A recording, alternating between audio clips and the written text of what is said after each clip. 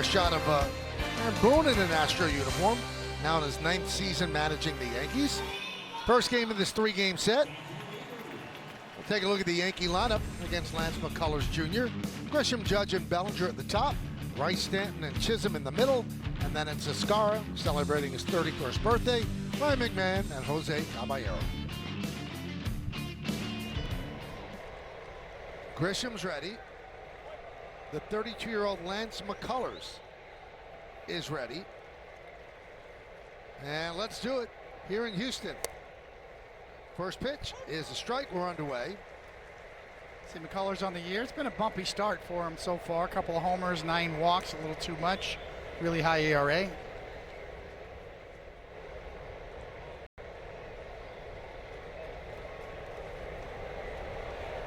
And the 0-1. And let's check out the Nissan pitcher scouting report for Lance McCullers Jr. He's always had that elite curveball, now more sinker, cutter, sweeper combo, and below average velo from what we saw from him years ago.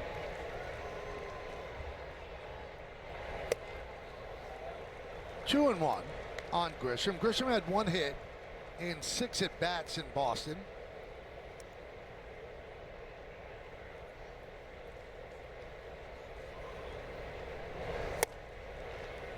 And a strike. 2-2. Adam Beck, the home plate umpire. The crew chief, Dan Iasonia, first. Jeremy Rehack at second. And James Jean is over third. Yankees 16-9. And the Astros 10-16.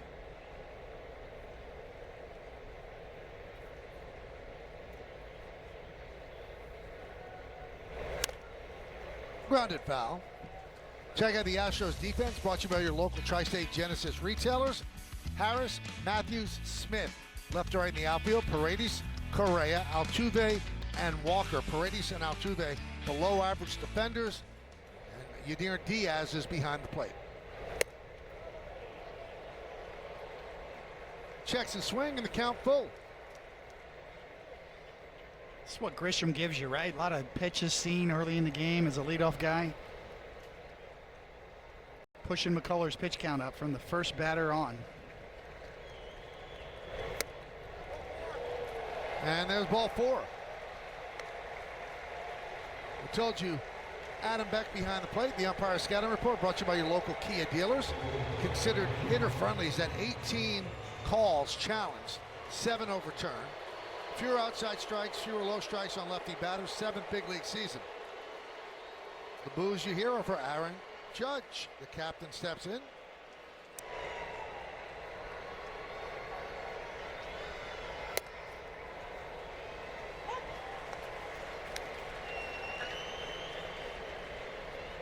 Adam Beck takes his time making the call.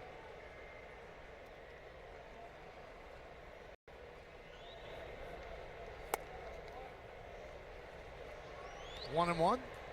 Somewhere in New Jersey, John Sterling's very angry. You turn up the microphone down there. Maybe we can hear him. We'll just go for sound.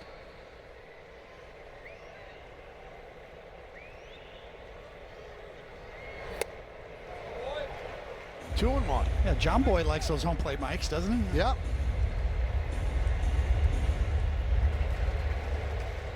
Just can't read the lips of the mascot.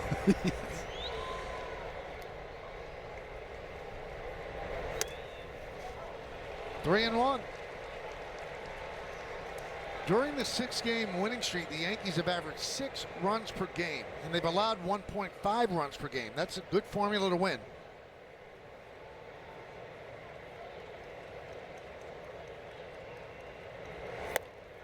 And he walks Judge. First 2 batters, first 2 walks.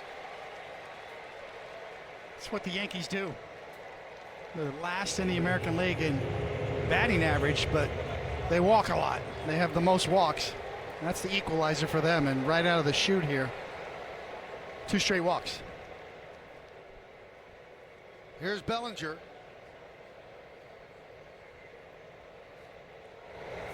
A big pinch hit, 2-run single in the 7th inning last night at Fenway.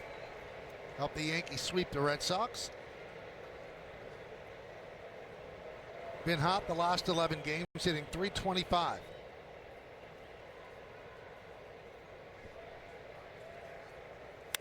Hit sharply and past Altuve into right field. Grisham had to hold up to see if it got through. It did. So base hit for Bellinger. Yankees bases loaded, nobody out.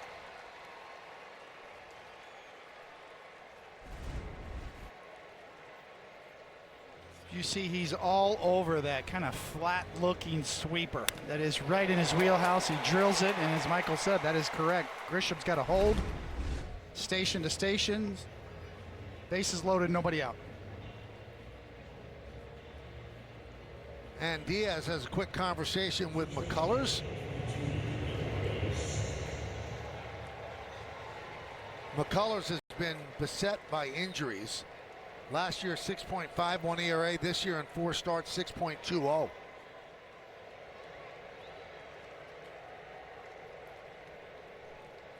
There's Ben Rice inside.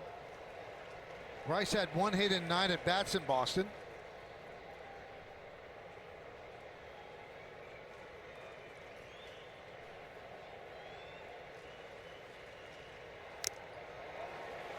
One.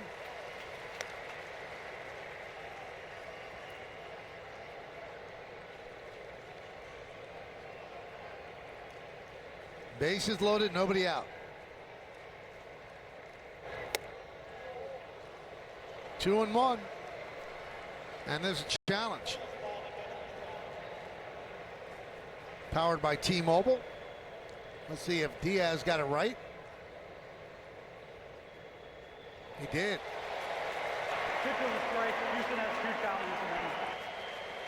Boy, did that help out McCullers. Yes, and bases loaded first inning. That's a good usage of a challenge right there. So the count spins to 1-2.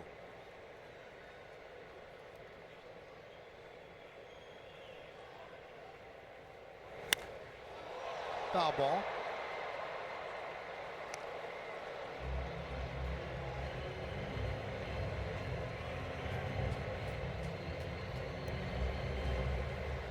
Grisham's at third, Judge at second, and Bellinger's at first.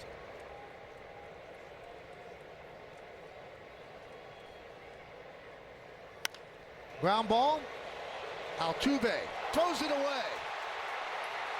Grisham scores. Everybody moves up a bag. And E4 on Altuve, -61 in defensive runs saved since 2022. That's the worst among second basemen.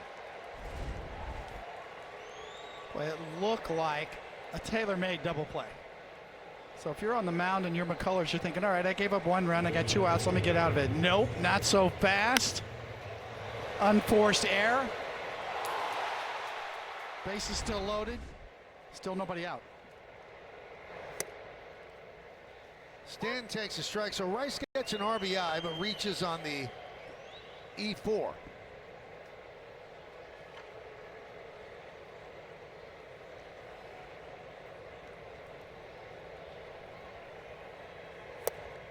There's been a decided deterioration of skills of Altuve at second. Last year they tried him in left, and that didn't work out too well. He can still hit. Batting cleanup for the Astros tonight. Right back to McCullers. He comes home for 1, and they'll go to first to get Stanton.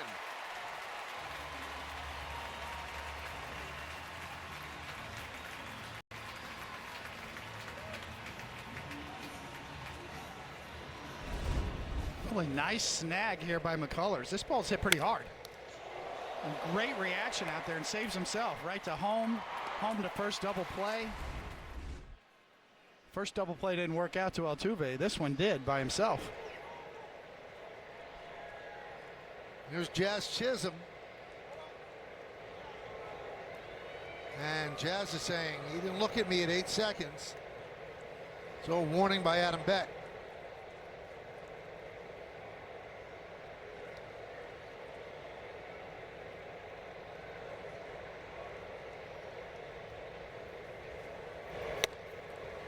Jazz finally got his first home run.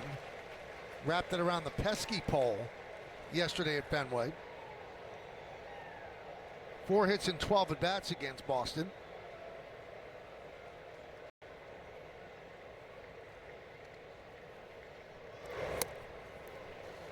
Take a look at that pesky home run.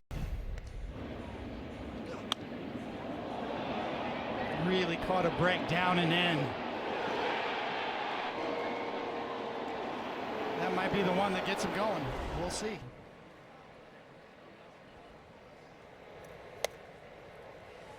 Two-one. And Michael, Jazz told me after the last game in Boston that he did make some adjustments at the plate, backing away a little bit. He's a bit more closed off. He felt like he was opening up a little bit by backing up and closing off a little bit. He felt like that helped him. The tweak immediately paid off as he went 2 for 4 the other day with that home run that you mentioned. I asked him if it felt good to finally hit one, and he said he wasn't worried about home runs or power. He just wanted to get some hits, and that he did last game. Well, in the Boston series, matter, he had multiple hits in 2 of the last 3 games. Before that, he was 0 for 21, the first 21 games without multiple hits.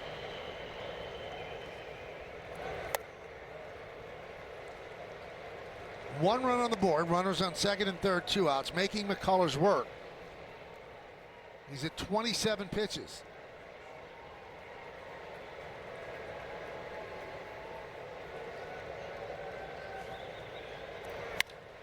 Ripped into right center field. It is a base hit.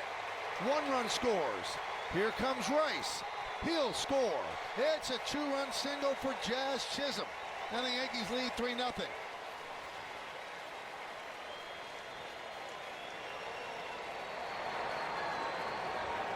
Just a solid professional at-bat from Jazz Chisholm right there with 2 outs. After the Giancarlo double play ball, works it to 3-2, gets a pitch he can handle and drills it. That's what you call keeping the line moving. And a big 2 RBI knock there. That may put McCullers in jeopardy here in the first inning. And a quick trip to the mound.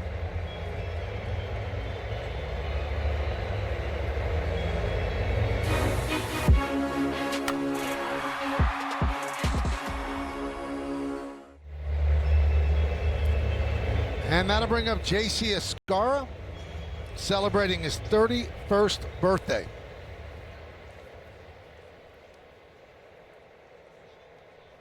Got a late start before he got his chance in the big leagues. A long and winding road, finally made it last year. And in his second year in the big leagues, he's turning 31.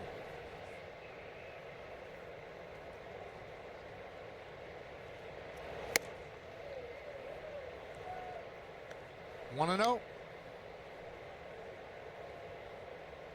McCullers' history of arm injuries. Well, you can't let this go much further in terms of pitch count. Altuve takes the out at first, and that'll do it. But the Yankees get 3 runs on 2 hits, 1 big error, 1 man left. Astros come to bat.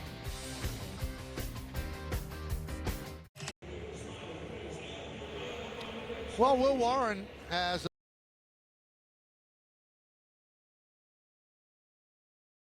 Alvarez and Paredes at the top. Altuve will clean up, followed by Christian Walker and Cam Smith. And then the left fielder Dustin Harris bats 7. Diaz will catch. Matthews will play center. And those are outstanding numbers for Will Warren. As you look up and down, it's hard to find anything you don't like about those. Just a solid start so far to his season. It's paid off. And our Nissan pitcher scouting report for a little bit more of that deceptive 2-way fastball is really the key. 68% of the time he's throwing a fastball, but you don't know if it's a 4-seamer or a 2-seamer. His eye-opening strikeout to walk ratio much improved this year. A 29.5% strikeout rate, way above average, and only a 5.7% walk rate, way below average. That's what you want. And his improving changeup so far this year, opposing hitters hitting just 125 when he finishes in that bat with that pitch. First up, the veteran Carlos Correa. He had 6 hits in 3 games against Cleveland. The Astros took 2 out of 3. Astros started the season 6-3. Since then, 4-13.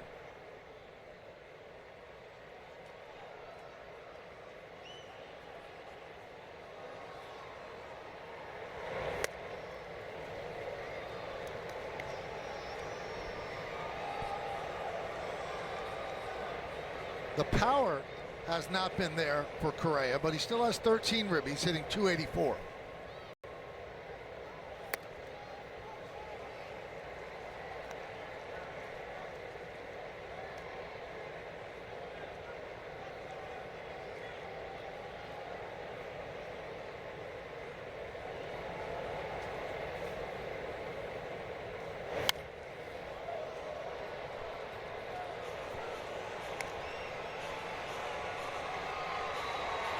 Kind of a case in point with Will Warren right there. And 2-1 fastball. Carlos Correa is looking for it and got beat. The deception with his movement. Really a key with his fastball.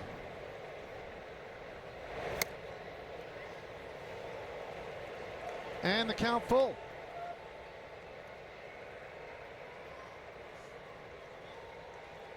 We told you the Astros can hit. They're 5th in runs per game, 5.27.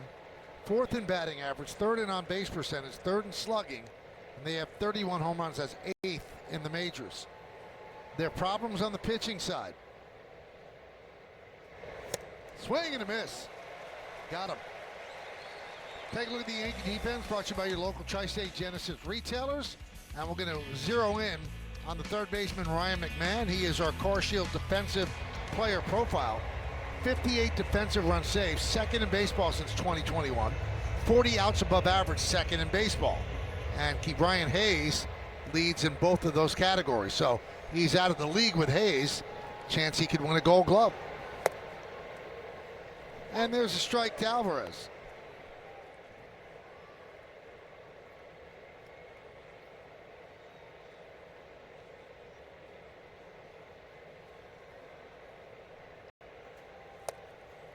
David, you're looking at this lineup getting ready to start. Are you saying, I know they're all good hitters, this guy's not beating me? Absolutely. Especially later in the game or with men on base. And you've got a place to put him. He's going to take first base if I'm pitching.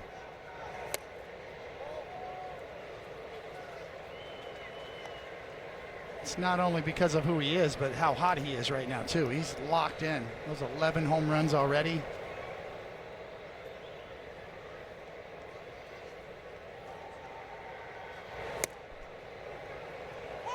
And a strike. Last year he only played 48 games, broken bone in his right hand. That was kind of misdiagnosed.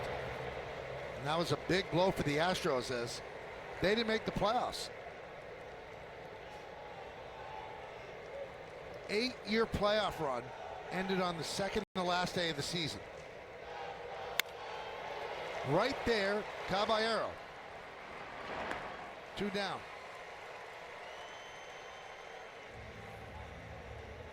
Here's Isaac Paredes. Now we'll take a look at what's going on StatCast 3D by Google Cloud. I'd say he pulls home runs. There's no going the other way with him. That's why the Astros wanted him so bad, because of this ballpark.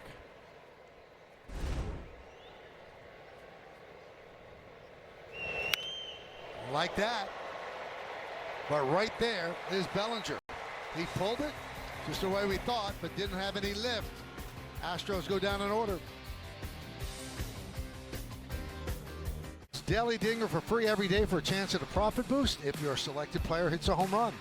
And here are the featured players' home run odds for today.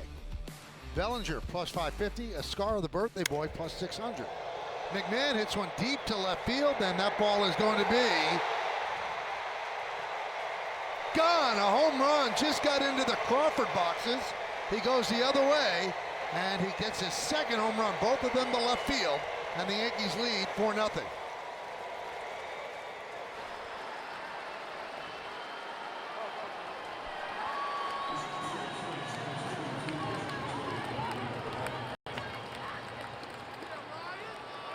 The Yankees right back at it here in the second inning against McCullers. Crawford box special.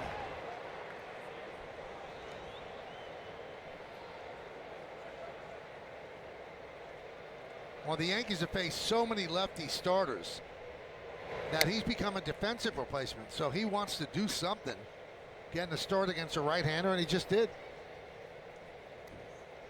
That's the only park in baseball that would have been a home run in.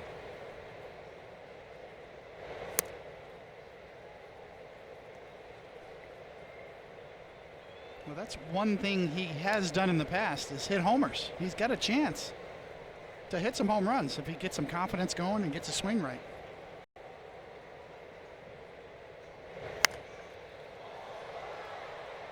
Caballero pops it up. Christian Walker. Looked like a little cutter that just stayed out over the plate a bit, and that's really good hitting. If you're trying to stay back behind the ball, drive it the other way, see it first. He does. Sees it, reads it, plays to the ballpark.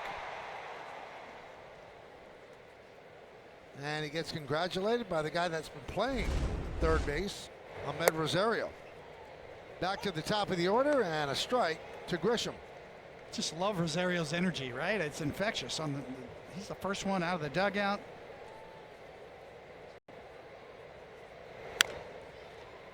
Grounded to first. Walker takes it himself, 2 down.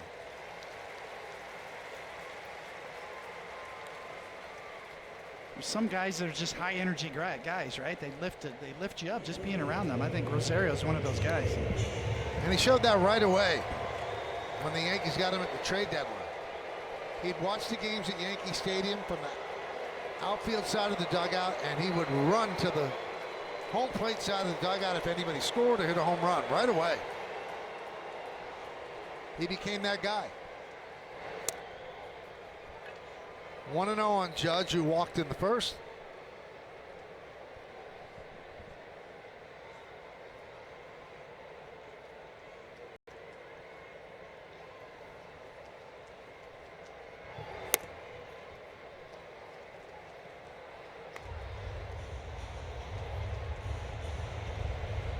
McCullers has had his injury history. I mean, I've got a 2-page long injury history on him.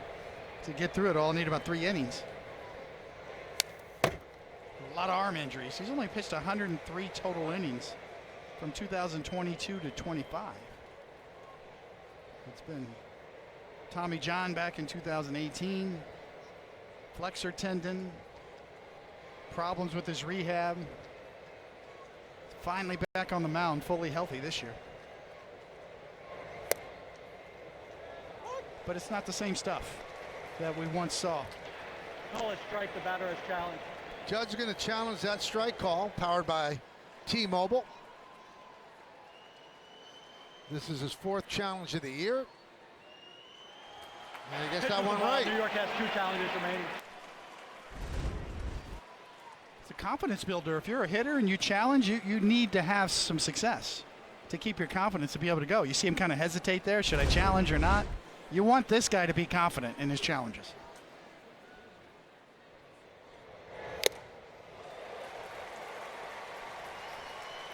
And the count full. So he's challenged 4. He's had 2 overturned.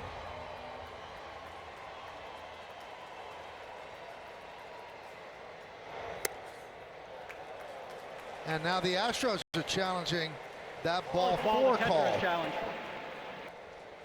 powered by T-Mobile.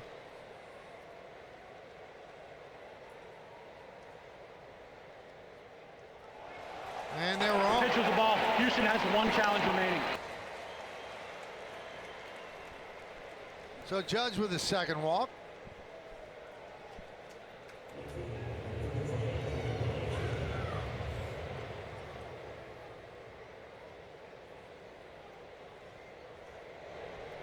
There's Bellinger. 0-1.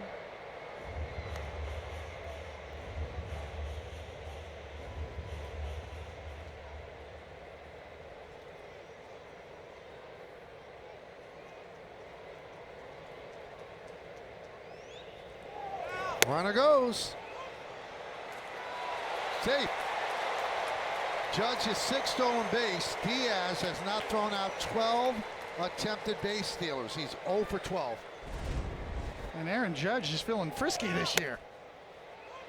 Very runnerish. Got to get it out and up, and a little bit slow getting rid of it. I believe the Astros are going to challenge that call at second.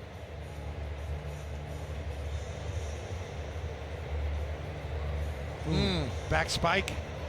Don't know what was happening with the other foot on that replay.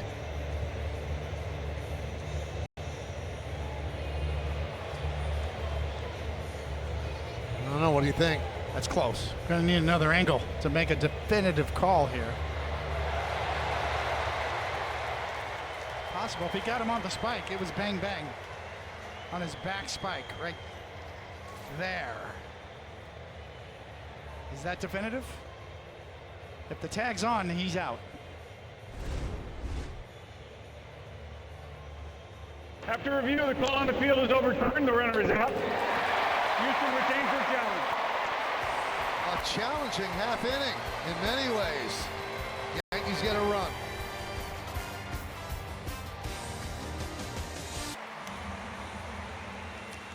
Welcome back. Ryan McMahon proved he had some pop with a solo shot in the top of the inning, but when he was acquired by the Rockies, no doubt he was known for his defense. When I spoke with Ryan McMahon the other day about his approach defensively, he told me defense is a choice. Every pitch you need to make the decision that you're going to remain engaged when you're out there. Now, guys, he made two spectacular plays late in the game in Game 2 of the Red Sox series. One where he was in foul territory and had a very long throw to first base, which he made, and also a diving stop down the third base line. I asked him about both of those plays. He said the one from foul territory, never a doubt he was going to be able to get that ball over there for the out. He said that's probably part of my problem. When I'm out there, I think I am making every play. As far as the other one, he said sometimes you just have to close your eyes, stick out your glove, and hope for the best. And for McMahon, it seems to work out, Michael, more often than not at the hot corner. And here are those plays that Meredith's talking about.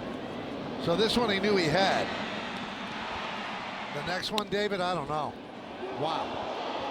Yeah, that's Greg Nettles like there, but the throw on the run, on the money, was, he made that look easy, and it was not. Tap slowly up the middle. Chisholm does not get Altuve hustling down the line. Once he got past Caballero, it became a tougher play.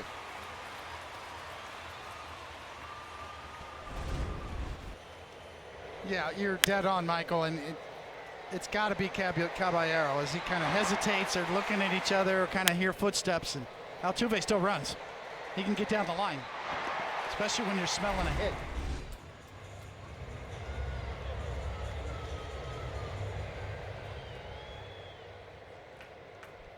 So here's Christian Walker. Had a rough year last year, first year of a 3-year, $60 million free agent deal that he signed. Much better this year. Popped up. Rice runs out of room. We got Willie Randolph in the studio tonight? Yeah. Willow. Got to ask Willow about this play at second base when you, in today's game and defensive positioning, how they communicate, like we just saw, how he would handle that situation. We need a little infield talk here with Willow.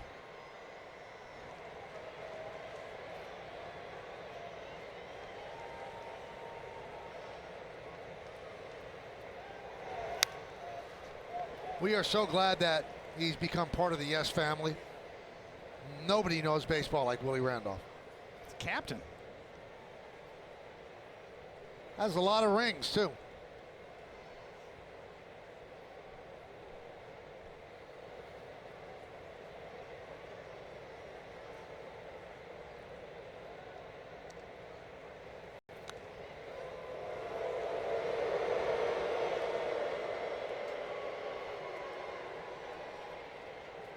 Six-time world champion, 5-time All-Star, captain, and a coach through the glory years.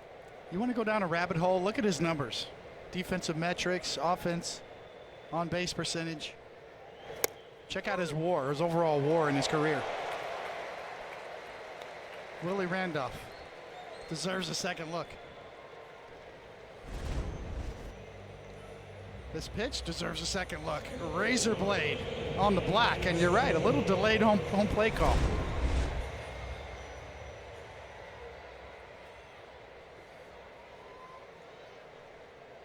So here's Cam Smith.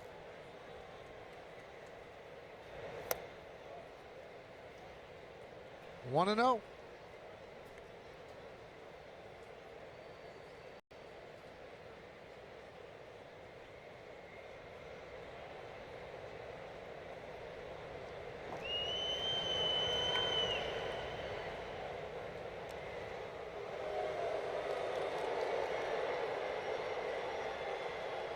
This past Tuesday, Altuve played in his 2000th game as an Astro. 35 years old, 16th big league season, 9-time All-Star. 3-time batting champion.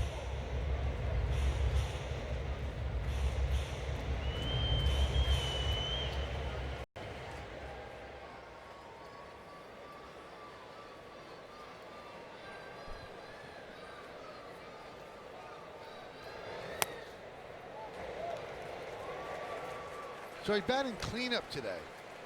And with all the ABS measuring, he is officially listed as 5'6".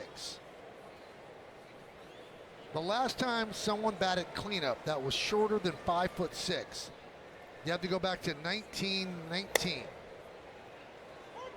Rabbit Moranville, who was 5'5". And that was the Miracle Braves that year in 1919. Run, Rabbit, run.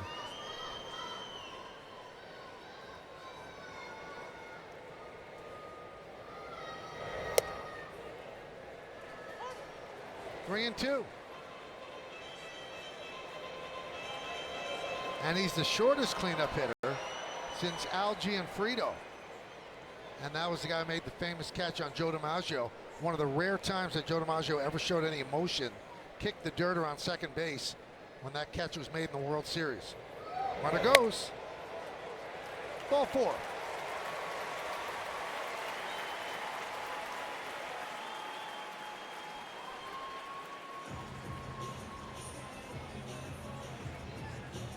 Cam Smith has been slumping 2 for his last 22, but he works a walk.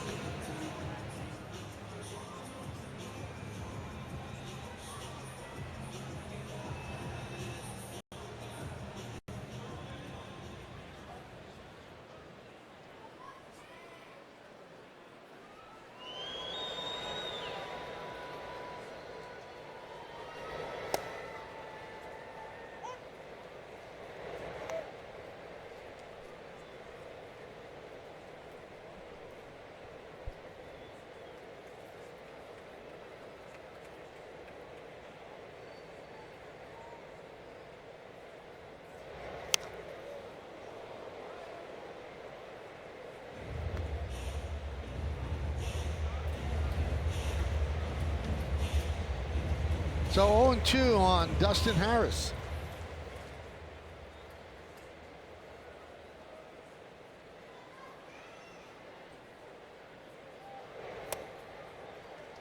One and 2.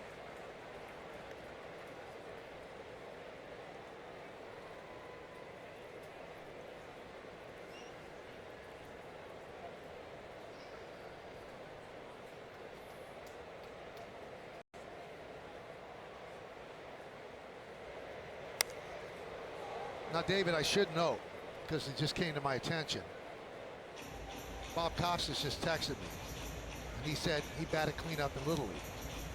No way. Yes, he did. did. He did not just text you. He did, right here. I'm not sure of Bob's official height, but 1-2.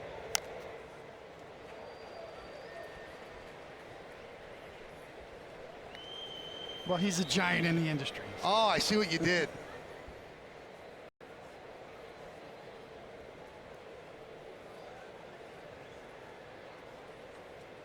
Altuve at second, Cam Smith at first, 1 man out, 1-2 count on Harris.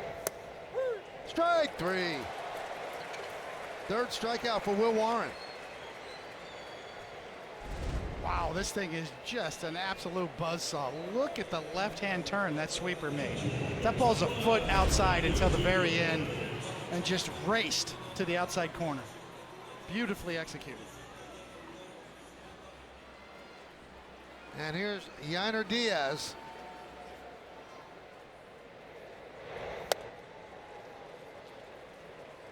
Diaz was 5th in the Rookie of the Year voting in 2023. And David, since that time, it's gone downhill. He has not hit well the last couple of years. Yeah, there was all the talk of Maldonado, the defensive catcher, being in his way. Punch to right field, it's a base hit. Altuve rounds third, he's coming home. Here's the throw from Judge. Safe. Altuve scores, a single for Diaz, and the Astros on the board. It's 4-1 Yanks.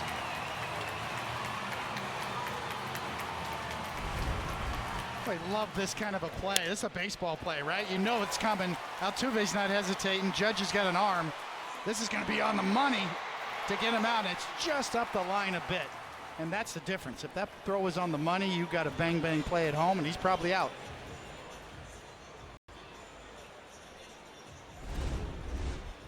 Great baseball play all the way around. Love those kind of plays. Here's Bryce Matthews.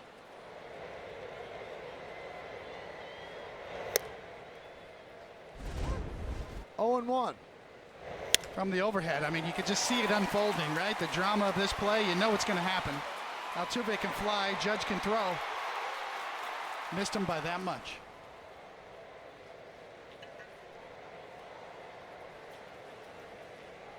If his spikes are a little longer. Yes, it was really that close.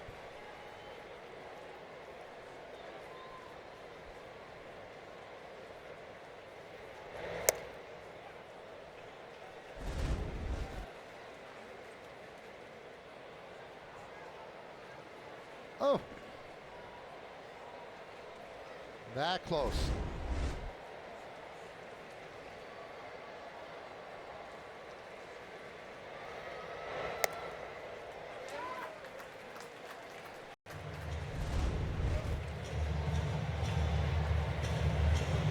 It's a really good slide. He's a hell of a base runner. He always has been.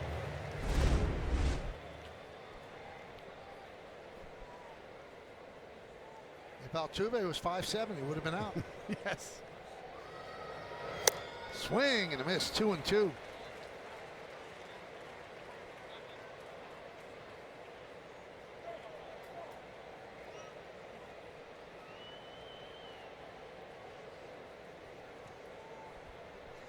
Matthews, 24 years old, first round pick in 2023 out of the University of Nebraska. Got great speed.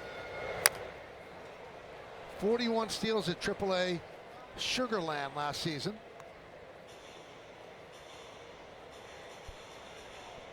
Been an infielder in the minors, but that's all filled up here, so he's moved to the outfield.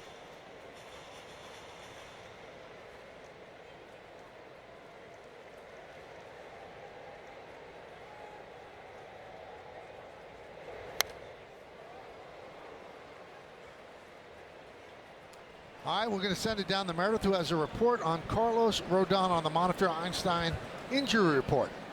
Michael, he threw today for the Hudson Valley Renegades, 4 1/3 innings, 1 hit, 1 walk, struck out 4 batters, 65 pitches, 43 for strikes, 6 groundouts, 1 flyout, a total of 16 batters faced. Big first step for Carlos Rodon. That was his first rehab start. Many more to come. Aaron Boone not saying exactly how many he needs as Will Warren finishes things out here.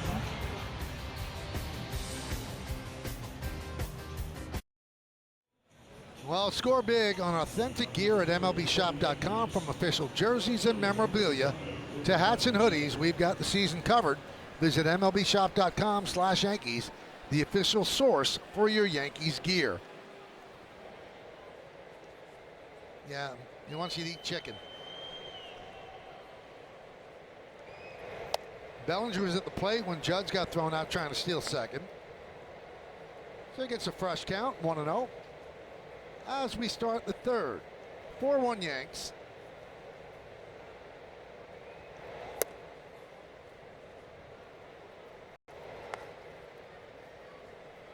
You know, before break, we heard Rodon pitch well, no setback.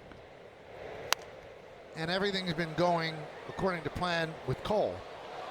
And I know what Joe Torre used to always say. It'll solve itself.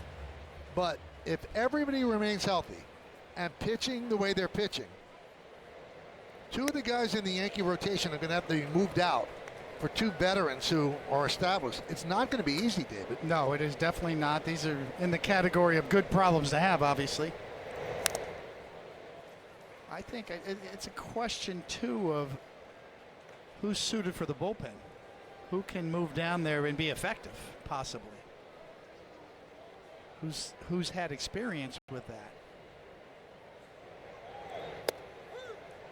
And Bellinger down looking.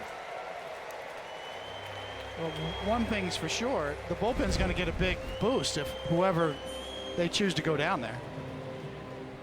Bellinger knew it right away.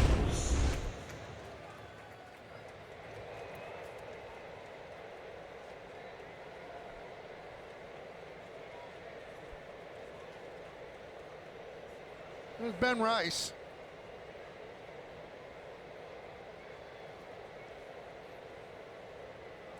Well, the guy is starting tomorrow, Ryan Weathers.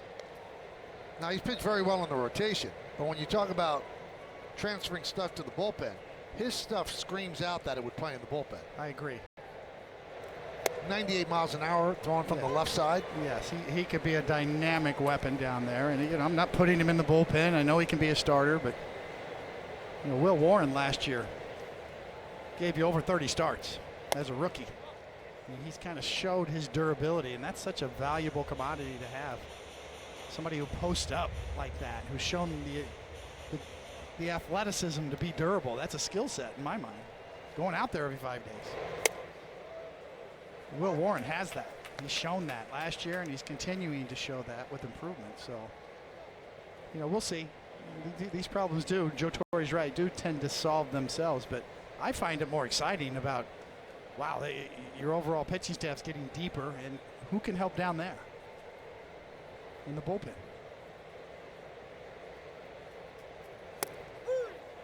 And down goes Rice. A lot of times with McCullers, you get looking for spin. He's going to spin it, he's going to spin it. No, he's not. He throws his two-seamer right there. So you're looking for the local and you get the express. So here's Stanton, Rapp doing a 1-2-3 double play in the first inning.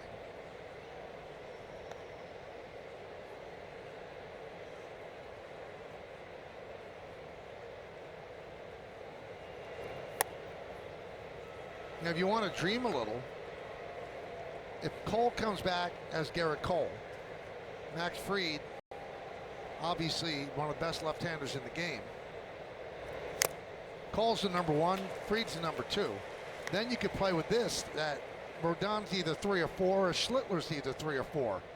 It's an unbelievable fourth starter, whichever way you go with it. I agree. You can split up the two power righties if you want, with a power lefty. And then you take your pick on who's going to be your fifth starter. Pretty strong staff.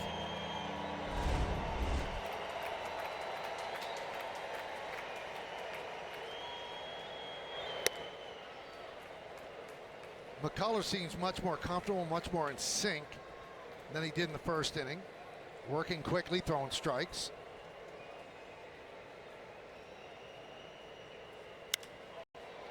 High fly ball, right field. Smith is there. And McCullers retires the Yankees in order. We go to the bottom of the third.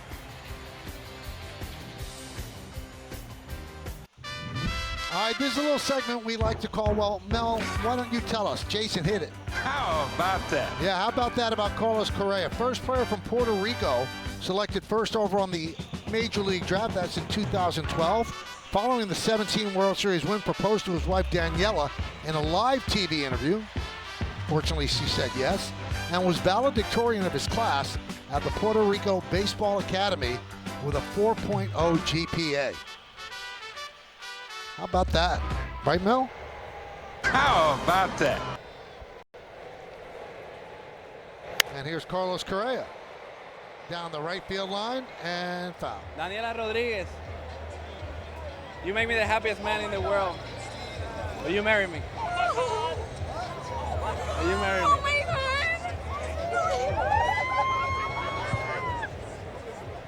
She had to get through the ropes.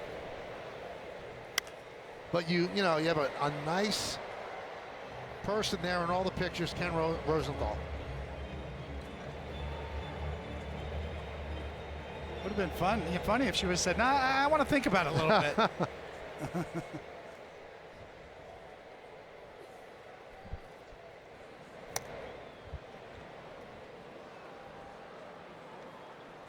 There's Kenny. I wonder if he was tipped off it was happening.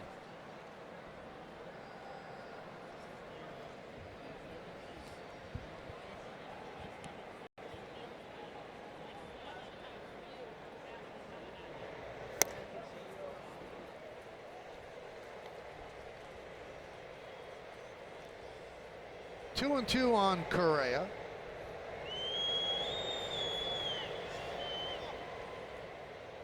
When I proposed, David, I was as far away from any living human being in case she said no. Why would you want to be mortified like that? Did you get down on one knee? Yeah, it was on the beach in Montauk, and I dropped the ring, and I would not get up. It was the middle of the night. Not good. A lot of nerves. When you wait 49 years to do it, it doesn't go smoothly. I like Montauk as a choice, though. It was nice. Three and two on Correa. Did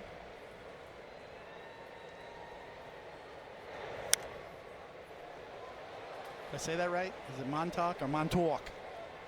Well, you said it correctly. It could be Montauk.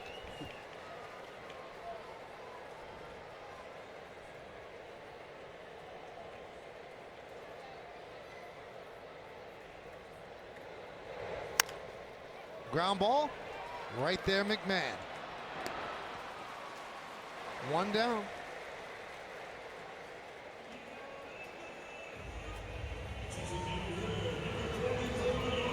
This is what you want when you face this guy with nobody on base and you're pitching a game against this team. Now you've watched this guy. How would you pitch him? I know carefully, but what would be the way you'd go about it? Yeah, it's always the default mode is up and in and down and away. You know, if you've got a good fastball, you've got to make him aware up and in, and then you can go soft down and away. That's the 1-2 punch that generally is the first place you go as a pitcher to find out. What's the old saying that if God was a baseball player, up and in, down and away? Yeah, it's been around for over 100 years. The reason is when you throw your hardest fastball in, the perceived velocity is much more, so you speed them up there. You get them sped up, and then you can slow them down with soft stuff down and away.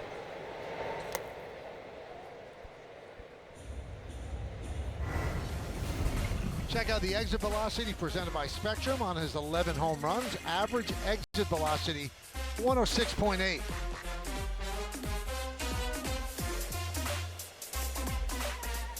$11 home runs, 26 ribbies. Oh, a rocket to right field. Just sounds different. A single for Alvarez. Yeah, the whole hum, 110-mile-an-hour line drive for a knock.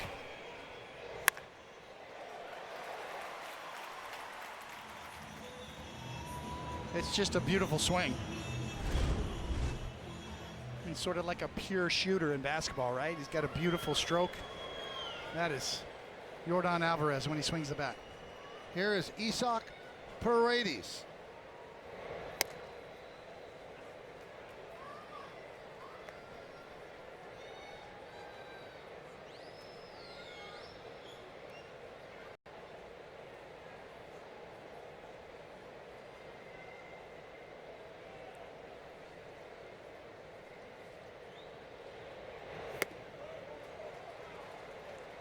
Two and 0. You know, we talked about Paredes pulling all of his home runs. If you look in the outfield here at Daikin Park, he has never hit a ball to the right of the Planet Fitness sign, which is under the Cotton sign. Never to the right of that. All of his home runs, dead pull.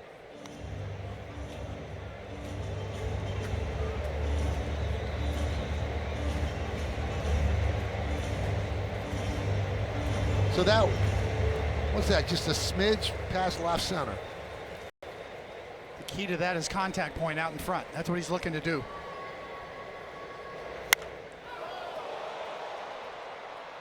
That's why the Red Sox are interested in acquiring him. That swing would really play at Fenway Park. And I like that approach right there from Will Warren. You can't just stay away all the time for a guy that's looking to pull. You come in off the plate, make him pull a foul. Now you've sped him up. Now you can go sweeper.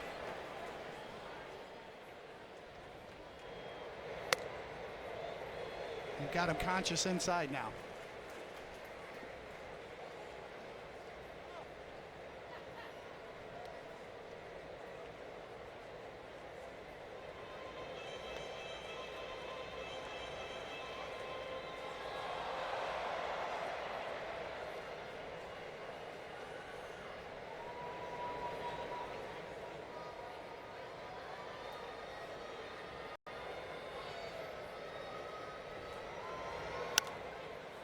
High pop-up.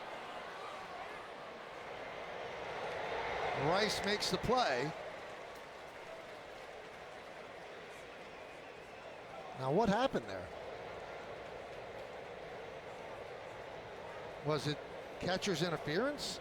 Why did Alvarez advance to second?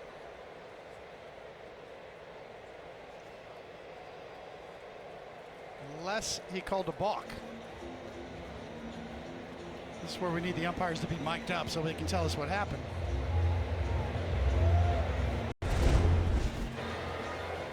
He did not feel like he stopped. That's exactly what it was. He called a balk. That's why the batter's back at the box. Alvarez is calling for it. He balked. He didn't stop. He got the call. And so Paredes gets another swing. High fly ball, deep left field. There it goes. Caught at the wall by Bellinger. He used up all of the ballpark and made the catch right in front of the scoreboard for the second out. Good deke by Belly out here left. Any fly ball to left field, you just assume that it's out. And you can tell by Bellinger, he's kind of lulling you to sleep, and then the ball came back, and he's looking to get it into the infield, maybe catch Yordan Alvarez off guard there. So, yeah, a little sneaky play there in left field by Bellinger. That guy's good. Caught the play-by-play guy off guard. He got you. Yep. So Matt Blake wants to talk with Warren. Alvarez stays put at second.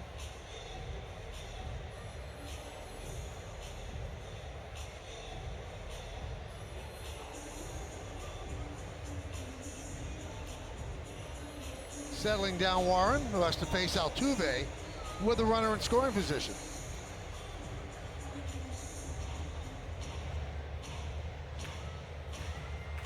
I love that visit right there from Matt Blake. Just to, regroup a little bit here with 2 outs, Altuve in the box. Make sure you guys are on the same page.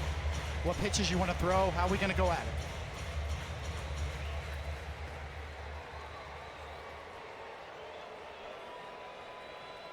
Altuve in infield, single in the second, came around to score. Throw to second, got him. Oh, they caught Alvarez sleeping and picked him off. Great job. Now we know why Matt Blake went out there. It was all preconceived. Let's see if we can steal an out at second base. Do a timing play. You got him flat-footed. Oh, what a pick-me-up for a pitcher, and a good tag by Jazz. Now, Jazz Chisholm applied the tag on Yordan Alvarez for the final out of the bottom of the third. Now leads off the fourth inning. Had a 2-run single in the first. You know what I loved about that, David? The sheer joy from Jazz Chisholm after he made the tag. Just the smile and pointing at Warren. The Yankees have been doing a lot of pickoffs at second base early in the year. Yeah, that's a great point. Everybody was lifted. Warren showed a lot of emotion there. Jazz Chisholm. Coaching staff, it's a feather in their cap. They put on the play. Right away, Jazz knew it. Sold it. That's like a little league look right there. Driven deep to right field. Smith back on the track at the wall. See ya! A home run for Chisholm, his second of the year. Another reason to smile. Yankees lead 5-1.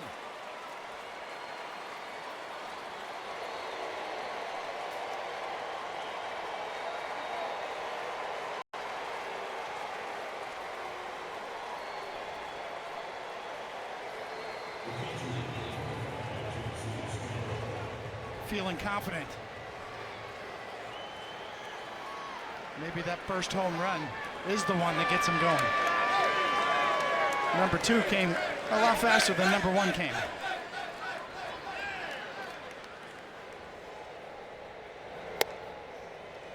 And Escar takes a strike.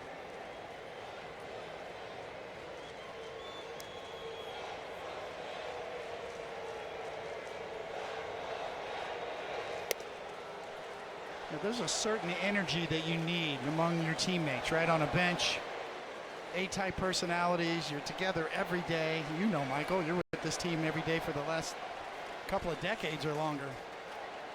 There's flat points during the season. You need these kind of personalities. Guys like Jazz Chisholm, Ahmad Rosario. Keep the life, keep the energy. Little goofiness too, little absurdity sometimes. And Escar down on strikes. Change up out in front. Bat drops the minute he almost made contact. He knew. He's going to tell about it too. Anytime a pitcher throws a changeup, a righty to a lefty, you hang it, you allow the bat head to get out in front and make contact. And that's where the pulled fly balls come from. And those pulled fly balls leave the ballpark. McMahon. Altuve from the outfield grass. We have not seen the Euro step much because he hadn't had a home run till yesterday, but it's back. And he was putting pressure on himself. You could see he was expanding the strike zone too. That home run was weighing on him, that he hadn't had one.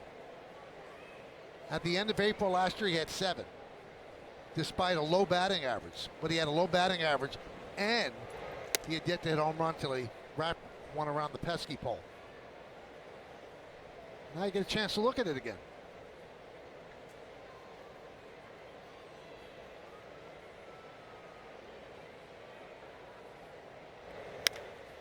Ground ball. Correa gets Caballero, and that'll do it. But Jazz Chisholm hits one to the seats in right. That's his 3rd home run of the night, and the Yankees have a 5-1 lead.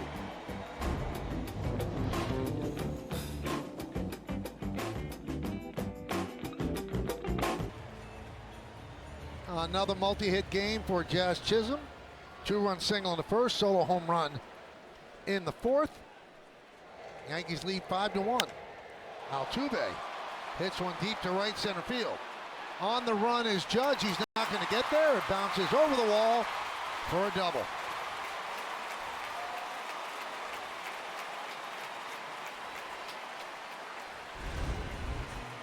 Well, this is Death Valley version, Houston style.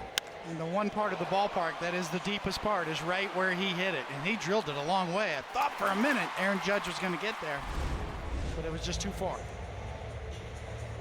Now, you can't fall victim to the fallacy of the predetermined outcome, but you get picked off a second when Altuve's at the plate. This is the next thing that happened. Here's Christian Walker. Punched and just off the glove of Rice, and it trickles into right field. Altuve had to hold up. He advances to 3rd.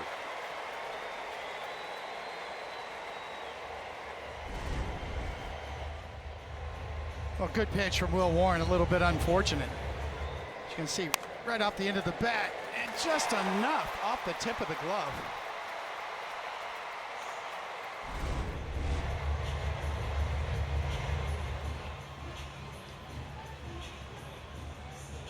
So the Astros trying to rally. 1st and 3rd, nobody out. Here's Cam Smith. Walked in the 2nd, 2 for his last 22.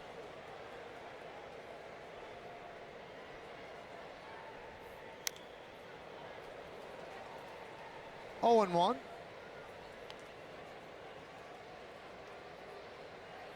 That's the pitch that's really helped Warren out this year, that two-seam fastball running into right-handed batters. It sets up everything else. That one was a dandy. It just ate up Cam Smith. Taking him a while to get back in the box.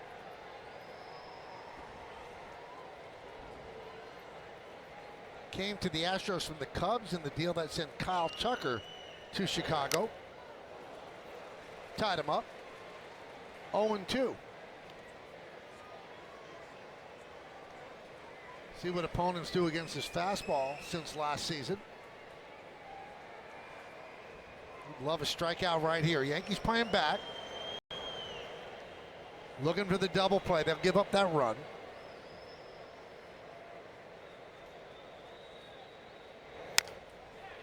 Chopped slowly. Caballero has one play, makes it at first. Scoring is Altuve. Walker moves to second, and now it's 5-2 Yanks.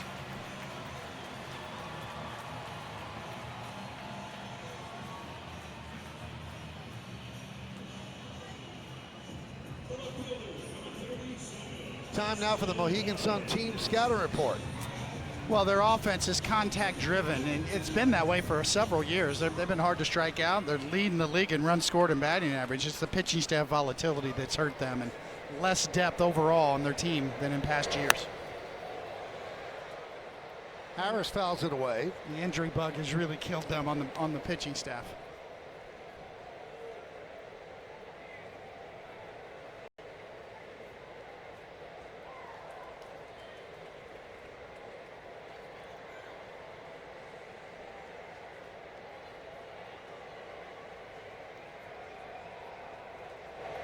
So on the notes that the team gives out, each team gives out notes to the media. On the right side of the Astros notes are all the injuries that they've had.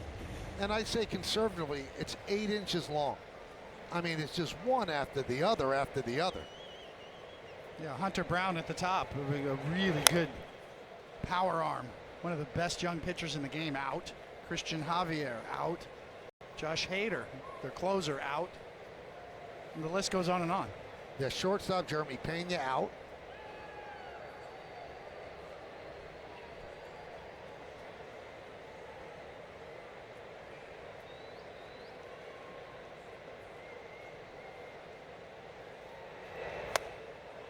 Just missed.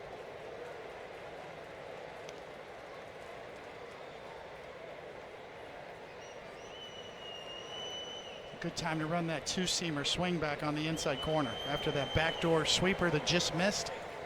You talk about side-to-side attack angles. He's got it set up if he wants it. Strike 3. Harris down looking. 2 away. Four-seam paint works too. Well, let me just throw this right there on the outer half. That four-seam fastball once again. Got a lot of the plate there, but it just kind of jumps. His lower arm release, the angle of attack, and the life, riding life on his four-seamer. Just fools hitter after hitter. And he is the king of the called strikeouts. 75 called strikeouts. So he's fooling the batter, and it's moving.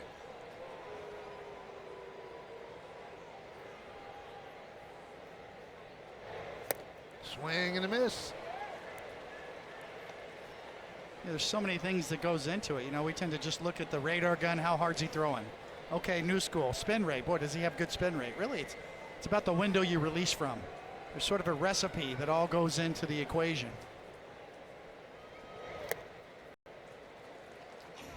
Lower release point, good spin, good velocity. All of those baked in together end up being a really deceptive fastball for him.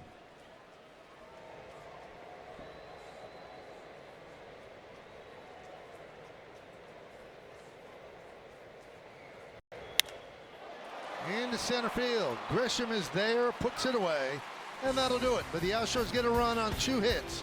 1 man left. 5-2 Yanks. We go to the 5th. Well, tomorrow night on Yes, the Yankees and Astros play Game 2 here in Houston. FanDuel pregame coverage starts at 6:30 with first pitch scheduled for 7:10 on Yes and the Gotham Sports app. Audi scoreboard, Yankees 5, Astros 2. Yankees trying to go 7 in a row. They're at 6 right now, which is their longest winning streak of the young season. It'll be the top of the order against McCullers, Grisham, Judge, and Bellinger.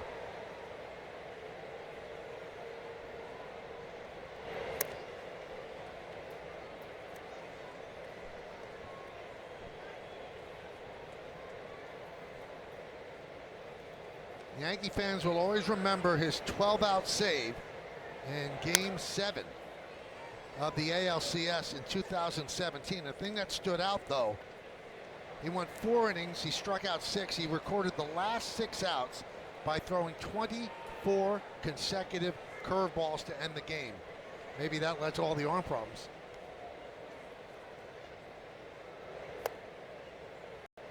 It was so good back then that he just kept throwing it over and over again, and the Yankees had no answer for it.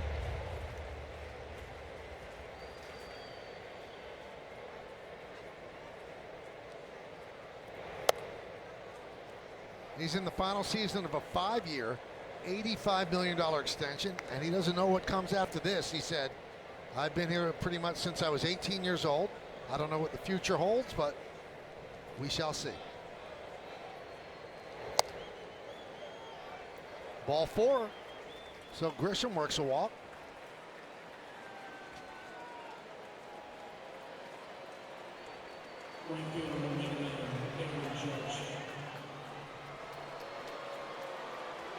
So here's Judge. He's walked twice tonight and got caught stealing.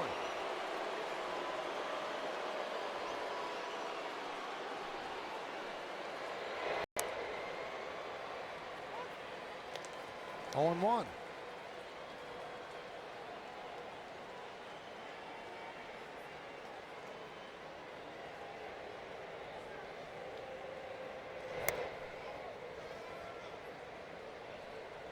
One on Judge.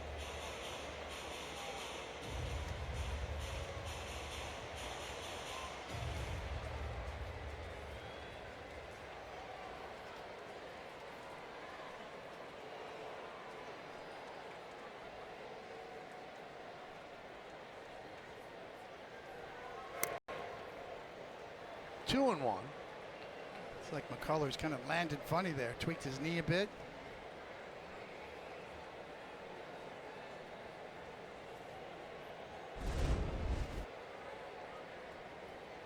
Kind of spin out on his back leg.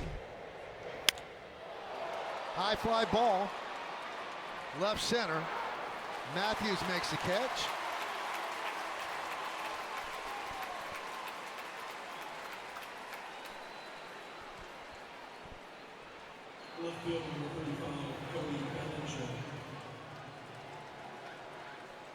There's Bellinger, singled and scored in the first, struck out looking in the third.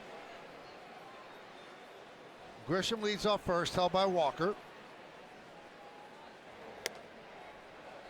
It's interesting, both of this battery, the pitcher and the hitter, both of their fathers played for the Yankees. Lance McCullers Sr. and of course Clay Bellinger. Had to go back to 1990 when Lance's father pitched for the Yankees out of the bullpen. Colton Gordon, one of 3 left-handers in the Astros bullpen. He's up right now.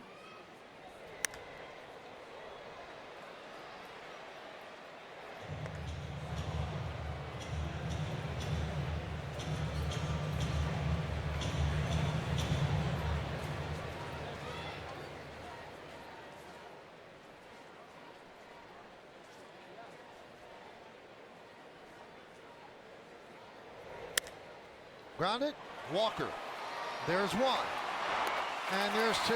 3-6-3 to get out of the inning. At the end of 4 1/2, we're halfway through. It's the Yankees 5, Astros 2. All right, David, let's check out pitching decisions presented by Sage. Well, Will Warren has just really picked up right where he left off. A lot of fastballs, a lot of late swings. Sharp looking sweeper, breaking a ton. Here's Bryce Matthews, 1-0. Matthews struck out in the second inning. The numbers on Warren: 5 strikeouts in 4 innings, 1 walk.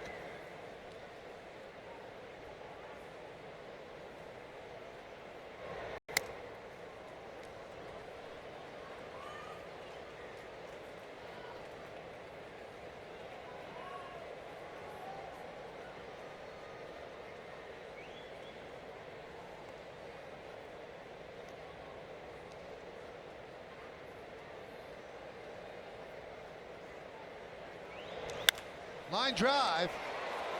Caballero makes the catch as it was curving to his right. Yeah, on the button. That did have a little snake on it.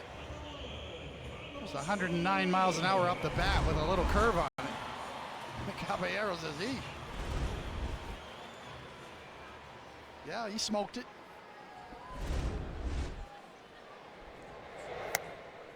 Correa takes the ball.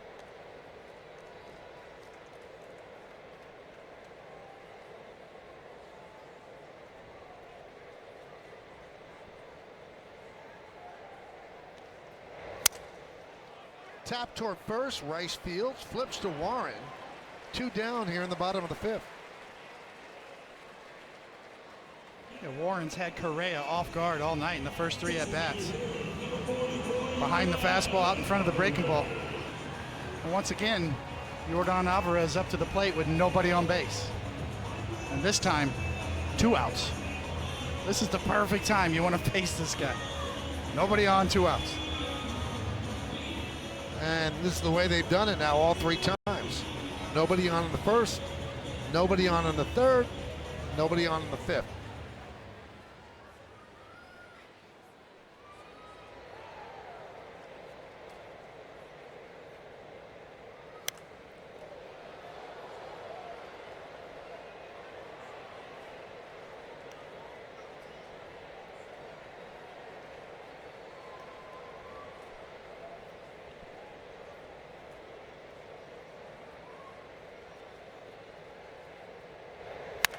Line drive off the glove of a lunging Josh Chisholm into right field. A base hit for Alvarez. They have hit the ball hard 2 out of 3 times this inning. Yeah, this is another just drilled line drive. Over 111 miles an hour, and Josh Chisholm's got just a split second to react and get up, and not quite enough. So here is Isaac Paredes.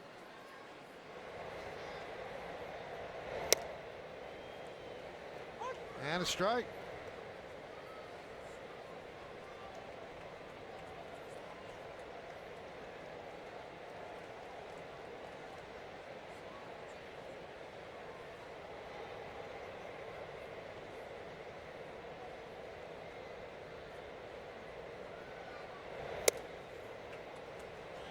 Strike 2.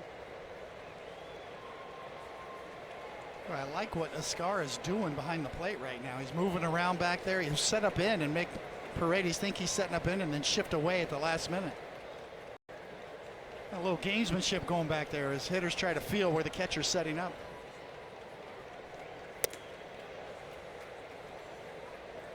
You're not supposed to peek, Michael, but you do. You use your peripheral. The hitters are looking to see if the catcher's moving inside.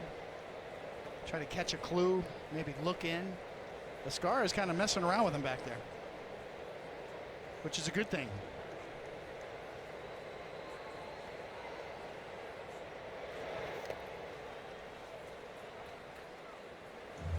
I've always wondered, David, even if you don't peek, do you feel the movement? You do. You do feel it. You can feel it.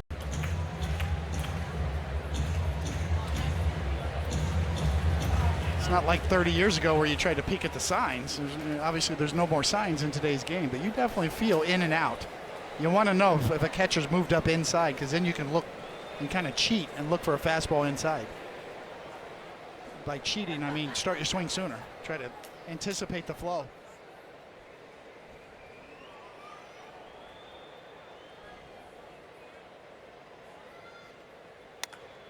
High fly ball, left field. And it hooks foul.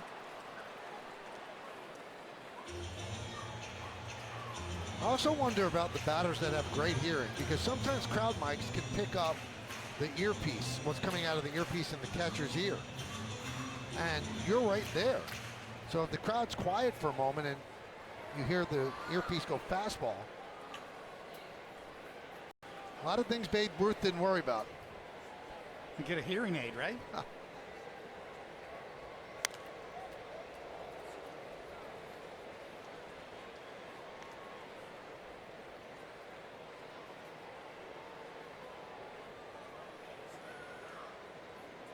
Paredes with 2 fly balls to the left. Last one drove Bellinger to the warning track, right up against the wall. That one's cracked into left center, but right there is Grisham for the final out. No runs a hit. 1 man left. We'll go to the 6th.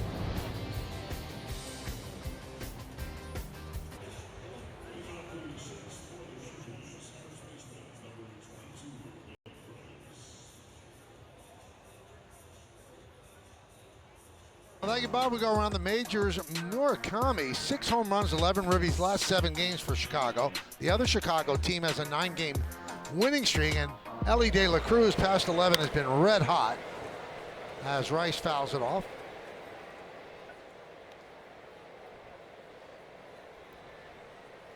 A lot of people missed on Murakami. That one's lined into left center field. It's a base hit.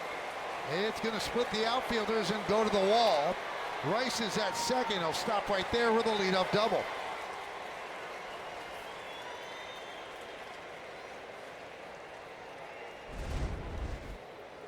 Something beautiful about a left-handed batter that hits a fastball the other way in the opposite gap like that. That's just perfect hitting.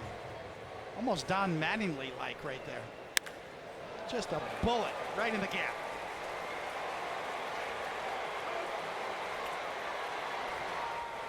He's thinking 3-2, Michael. He's feeling froggy. He's like, hey, wait a minute. No.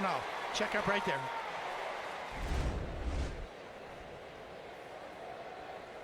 Here's Stanton.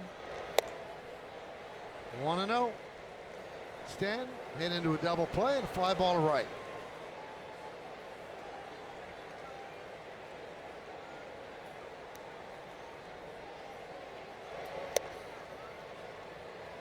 One and one.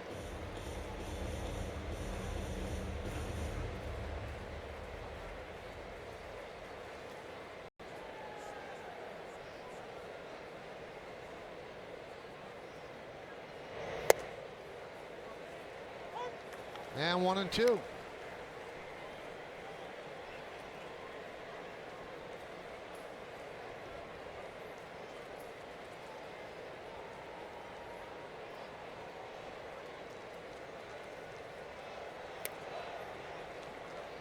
Count levels at 2-2. Rice at second. Yankees lead by 3, 5-2. Red Hot Jazz Chisholm on deck.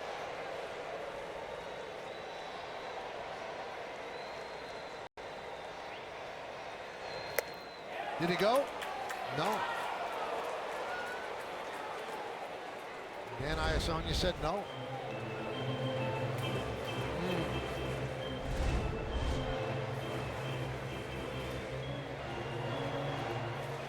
Perhaps Stan caught a break.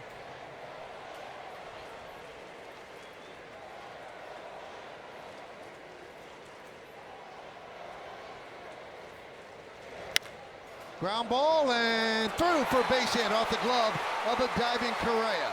Rice will score. It's an RBI single for Stanton, and the Yankees lead 6-2.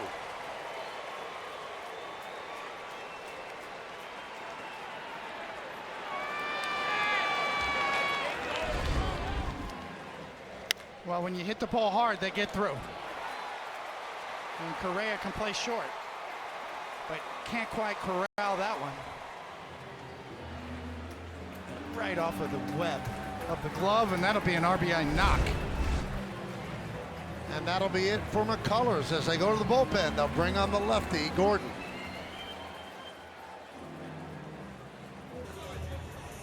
Now let's check out one of tonight's player props brought to you by Bet365, where winning is everything. Jazz Chisholm has a home run in the fourth. Can he get a second one? Well, the odds for him hitting 2 or more is plus 725. And if he does, this time it'll be against the left-hander Colton Gordon. 3 games, you see his numbers. He does strike you out, 11 strikeouts and 7 1/3.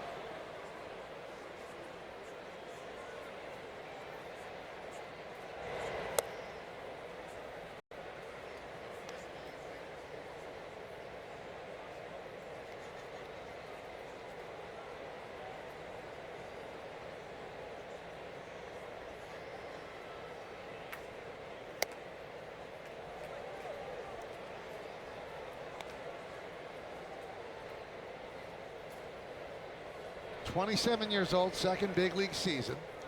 Got pushed into the rotation last year because of injuries, but he struggled with a 5.34 ERA. Now working out of the bullpen.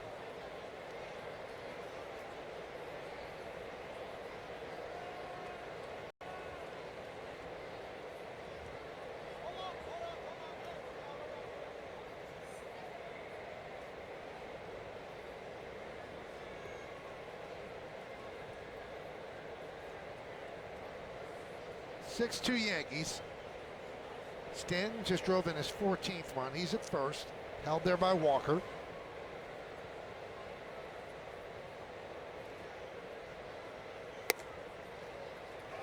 And there is a walk to Chisholm. That moves Stanton to second. Perfect night continues for Jazz, and that brings up J.C. Escarra.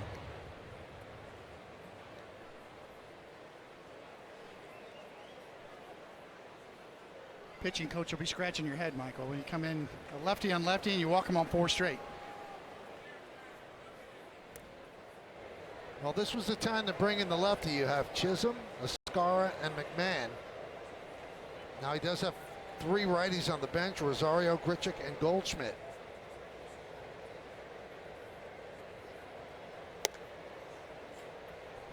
Wow, to come unglued on that one. 5 straight balls and then a fastball down the middle.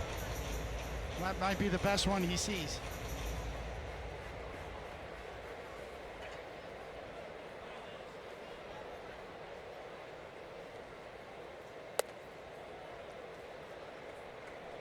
Two and one.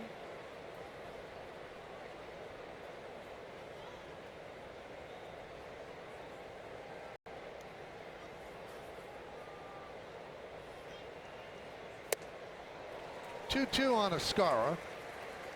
Grounded to second and struck out tonight. Gordon on a relief of McCullers here in the 6th.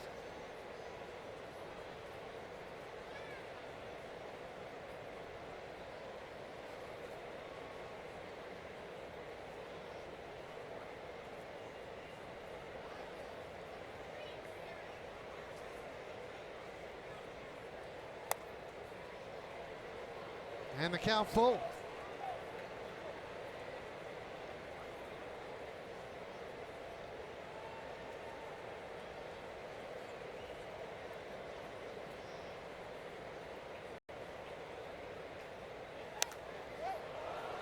Popped up and out of play. Escarra was putting on a show in batting practice today down there. A little different at 5 o'clock than now, but he does have some pop in his bat.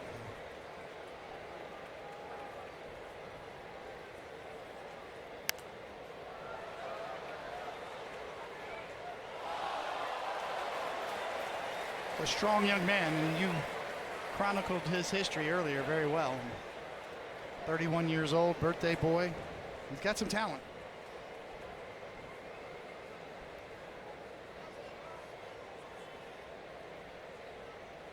Three-two.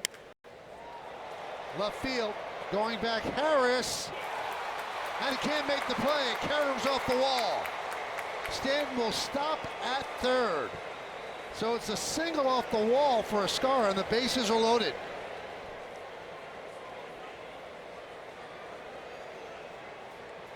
Gonna check on Stanton here. That was a little questionable, and Escara down and away, goes down and gets it. Let's see Giancarlo here. Not moving real well. Now he's coming off the field too. So Michael Schuck, the athletic trainer, out there with Boone, and that will do it for Giancarlo Stanton. He has remained healthy at the start of the season, but there are always leg issues looming.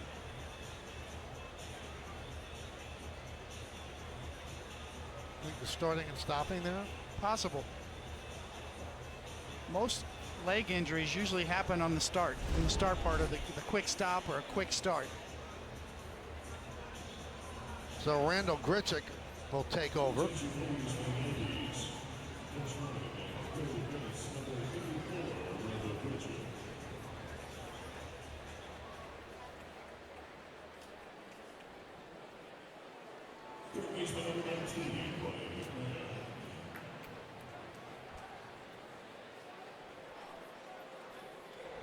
So here's McMahon, opposite field home run in the second, grounded to second in the fourth.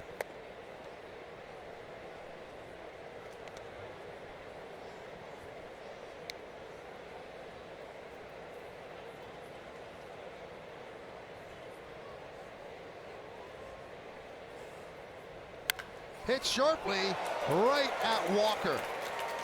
Can't hit it harder. One down. Some good at-bats for McMahon. Yeah, what you want is to get a good pitch and hit it hard, and you do. Problem is there's fielders out there. Sometimes they make plays. Astros bring the infield in with one out. Caballero takes high.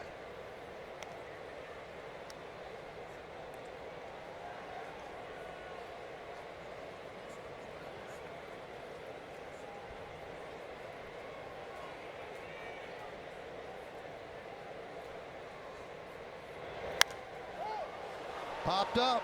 Let's see if it stays in play. Diaz gives it a look as it goes into the seats.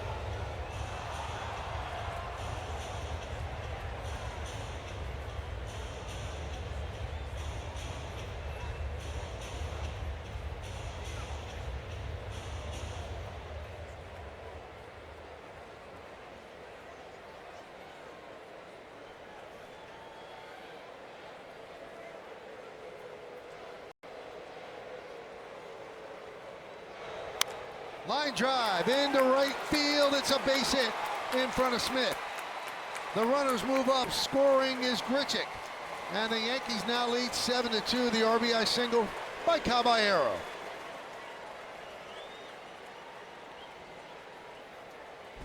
Just well done. Fighting that pitch off.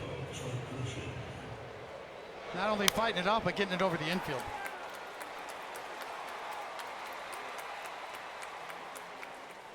Station to station, 7-2 now. Grisham fouls it away. Now the infield backs up, looking for the double play.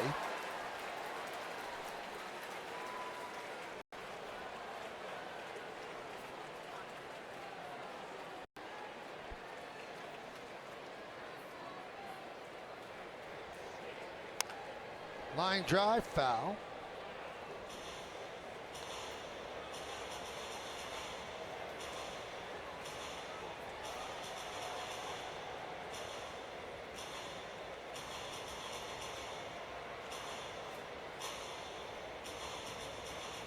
Chisholm at third, Escara at second, Caballero at first.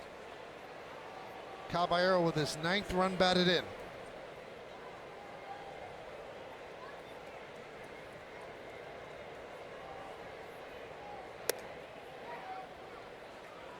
One and two.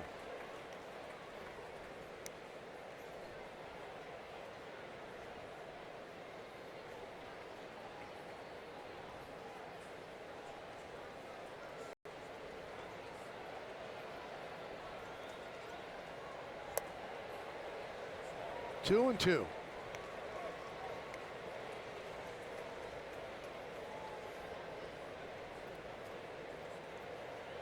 a tough start to the year for the Astros. You can see they're kind of wearing it on that bench right now.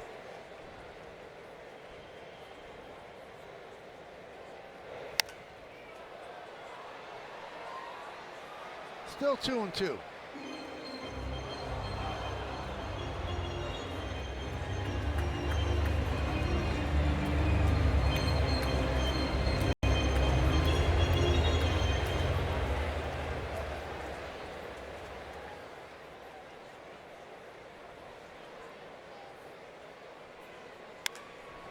Fly ball, center field. Matthews back, makes the catch. Everybody tags, everybody moves up. Chisholm scores, a sac fly for Grisham, and the Yankees lead 8-2.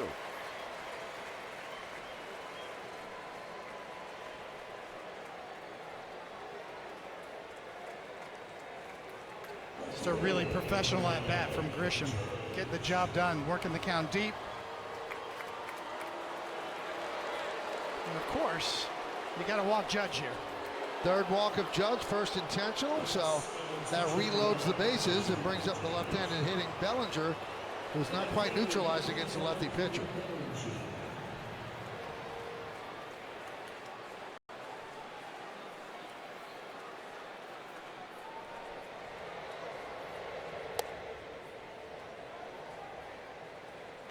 One and 0.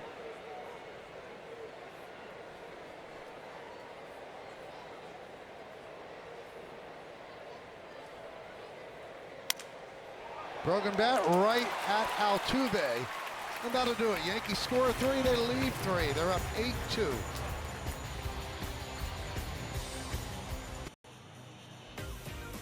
Hey, it's time for Pinstripe Pride, brought to you by Toyota, the official hybrid vehicles of the Yankees. Tonight's picture is of Giovanna, who was hanging out with the Bleacher Creatures last homestand. Use the hashtag Toyota Pinstripe Pride, mention yes in pictures you post to social media. To reflect your love for the Bronx Bombers, we might spotlight you in a future game.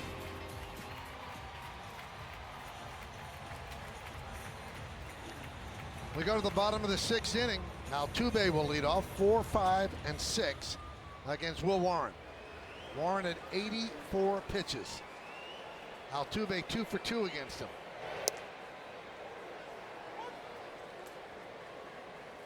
In his career against the Yankees, Altuve hits .367 against the Yankees on a first pitch. First pitch, .367 hitter. And that one he took. A lot of homers, too, yeah, off of that first pitch. Foul back here.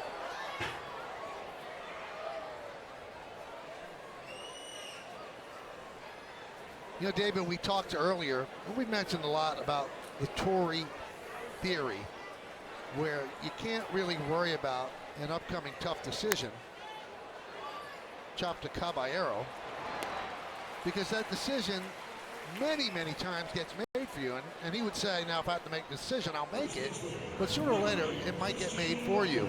And so there was a lot of concern because Anthony Volpe's getting closer to being activated. Now if he gets through this weekend, fine. There's a chance we'll see him in Arlington, maybe not, maybe he could be on the homestand. And everybody's playing that game. Well, how do they get him on the roster? Would they have to send down Escara and go with Rice as the backup catcher? Would they have to release a guy like Grichuk? Well, now, I'm not putting Stanton on the IL, but they are very careful when it comes to lower body injuries with him. If they do, that decision was made. Yes, it's a great point. It's also one of the reasons why they brought back Goldschmidt in the event that Stanton gets hurt. Now you have Rice and Goldschmidt to cover first and DH.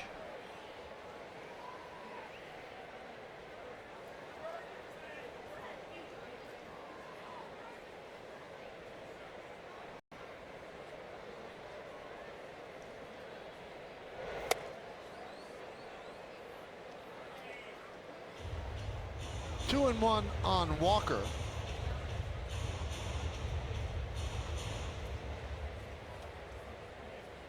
So temperatures in the 80s today, and it's somewhat humid in Houston. Of Grounded and fair off the side wall. Bellinger will field. Walker's going for two. The throw is not in time. And Jazz points to the Yankee dugout and says, let's challenge this.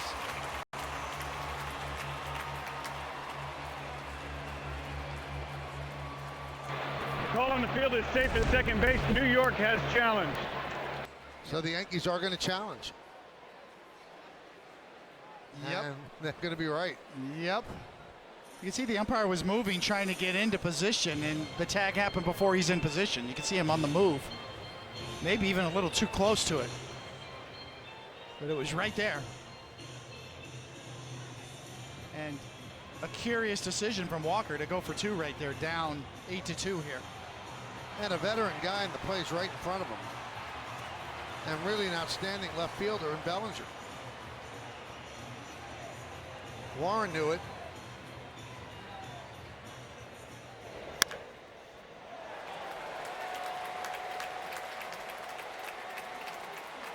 He didn't even pick it up down to first base. He just made up his mind he was going. I saw the same thing. He was looking down to find the base. He never saw where it kicked back. After review, the call on the field is overturned. The runner was tagged. He's out. New York returns their challenge. That is a curious decision by a veteran ball player when you're down by 6. I think he just took it for granted that that ball's down in the corner and never got to the corner.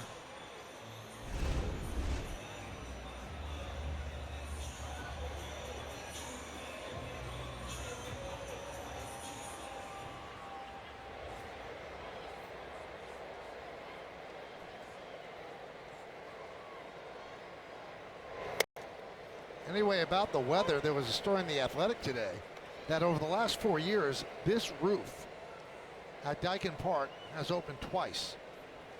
They just don't open the roof here. So it's retractable, but they don't use the retractable portion of it.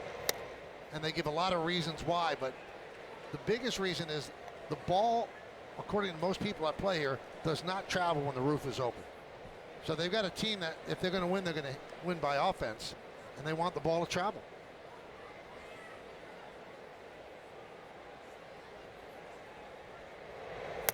Now in the postseason, Major League Baseball controls whether or not the roof opens, but they decide with the rules that you set. So if it's over 84, the dew point, things like that, and it's very complicated calculus, and they just don't open this roof.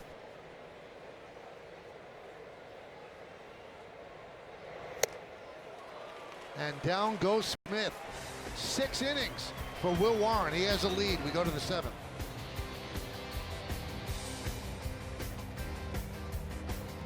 Prevagen made for your brain. 284 batting average, 2,251 hits, 165 home runs. Finished his career a cup of coffee with the Yankees in '88. Bulk of his career with the Astros, and started with the Cards. Can you name that Yankee? Well, that's going to do it for Will Warren. 6 innings, 8 hits, 2 runs, 1 walk, and 6 strikeouts. He's trying to pick up his 3rd win of the year. Ben Rice takes a strike. Gordon's still in there.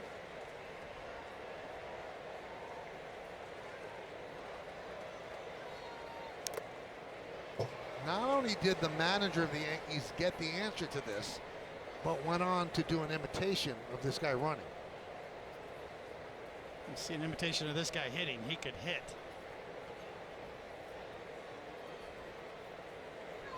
So you have the answer. I did. Okay. Yeah. I faced him. He was a legend. In the Astrodome, of all places. 2-2 on Rice.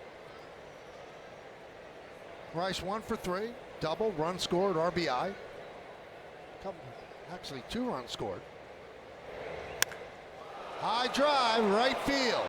Smith back, turning, looking, see ya. A long home run for Rice. His 9th of the year, and the Yankees' 9th run of the game. They're up by 7.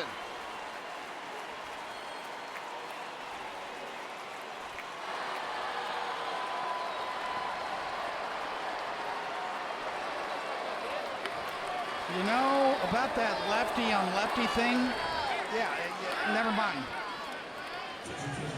Another home run from Rice against a left-handed pitcher.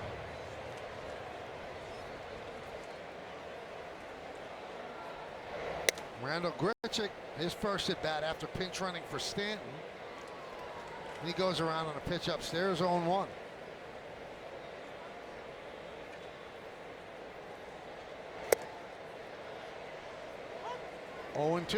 It's kind of the age-old, question. Lefty on lefty, you're going to struggle. Maybe we should platoon. No, give him a chance. The more reps you get, the better you get. And Ben Rice is looking so much better. That whole at-bat, some of the swings he had on breaking balls, he turned on it. He just looks more comfortable in the box against a left-handed pitcher. He now has 9 home runs and 20 runs batted in. So that leads the Yankees in RBIs.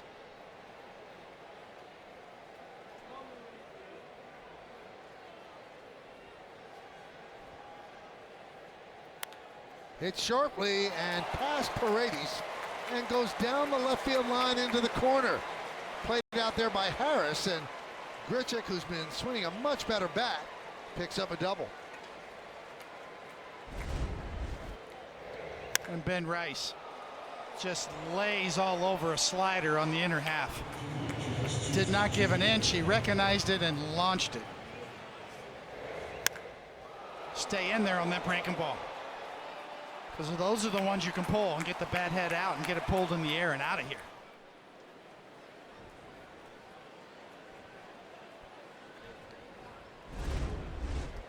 Here's Jazz Chisholm.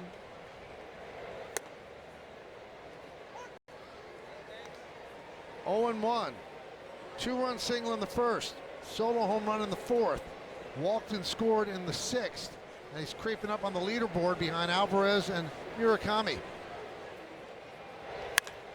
Grounded and past a diving Altuve into right field.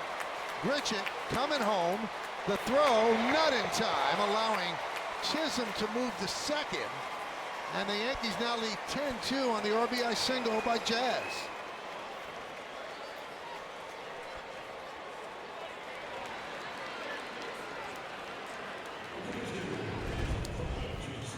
Just kind of feeling free and easy now, right? It's funny how things tend to happen when you get out of your own way. Couple of home runs, feeling good about it, starting to turn it loose. Yankees offense coming alive to match the great pitching they've seen so far this year. 3 more hits for Jazz Chisholm.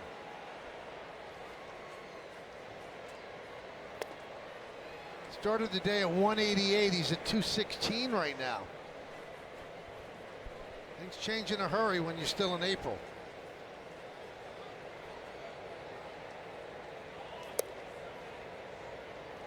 (2-0) on Escara. Picked up a single his last time up.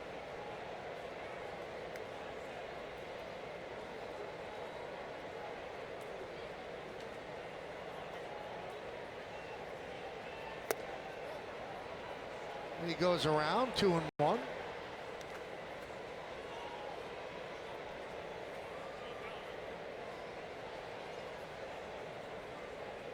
Colton Gordon is tagging one for the Astros right here. And there's another hit for the birthday boy. Smith comes up throwing, holding Jazz Chisholm at third. So 2 hits for Escara on his 31st birthday.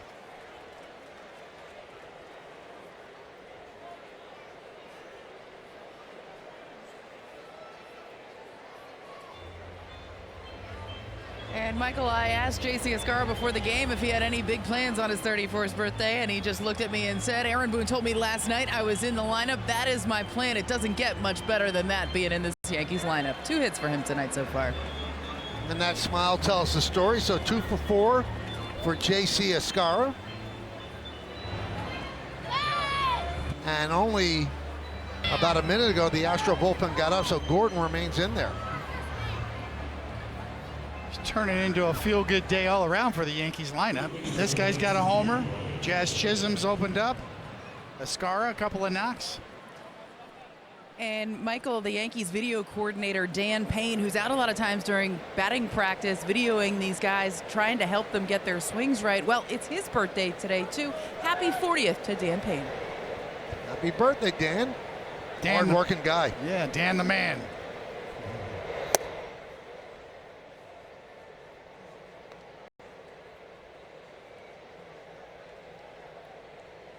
Four ribbies tonight for Jazz Chisholm.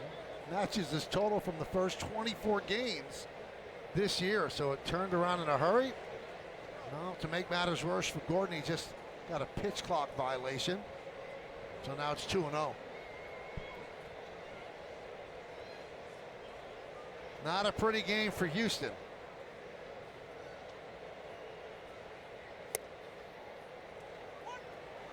Two and one.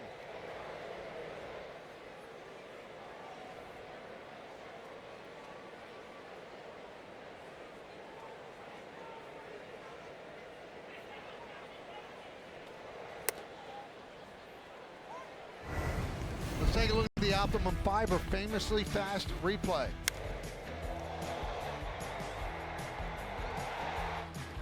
A Crawford box special.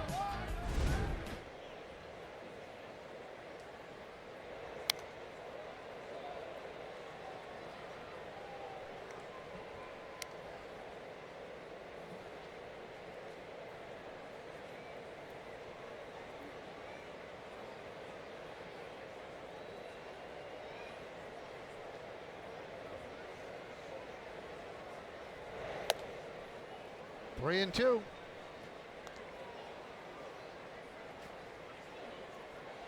You know, we hear that expression where, you know, you got to get out of your own way. Sometimes you're fighting it, just pressing. Seems to be a relief day all the way around.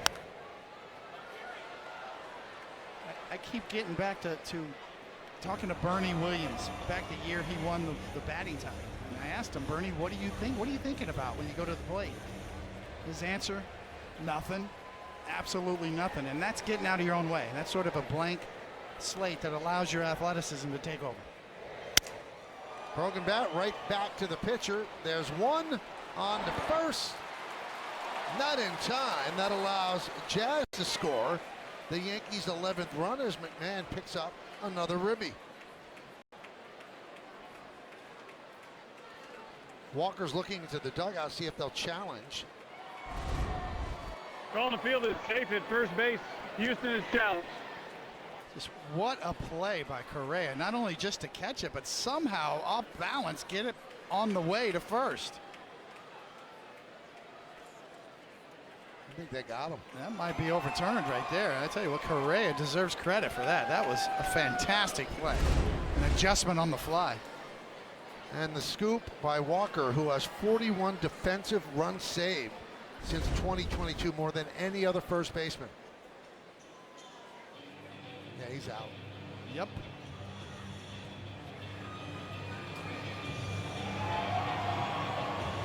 After review, the call to the field's overturned. Runner is out. Houston retains their challenge.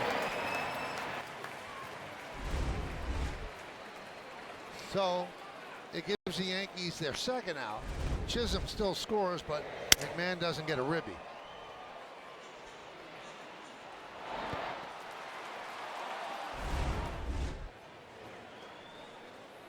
(11-2) Yankees.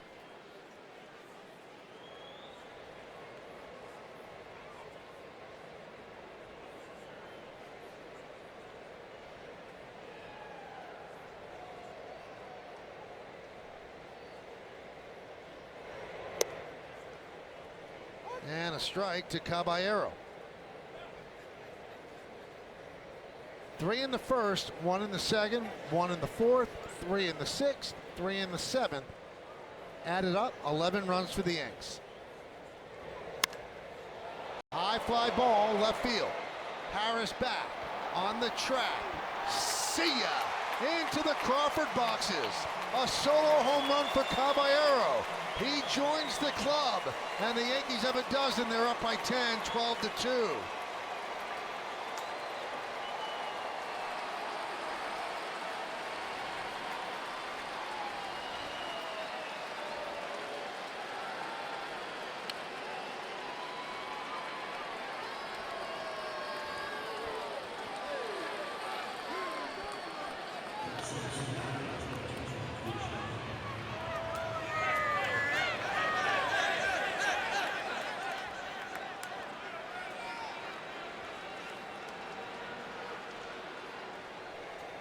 Now here's Grisham. Gordon is wearing it. Get him out of there, clear him out, get it up in the air, and it's out.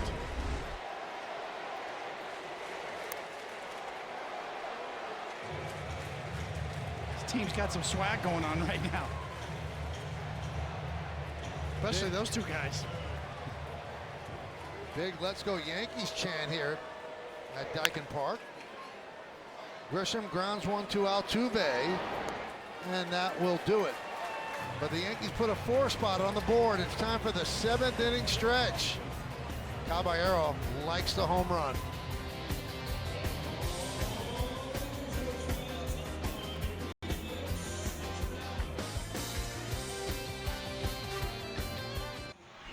Thank you, guys. 12-13-0 for the Yanks, 2-7-1 for the Astros. Will Warren went 6. About to pick up his 3rd win. Jazz Chisholm, a big night. Lance McCullers lasted 5. And Yainer Diaz, 1 for 2, an RBI single, driving in 1 of the 2 Astro runs. And Fernando Cruz comes on.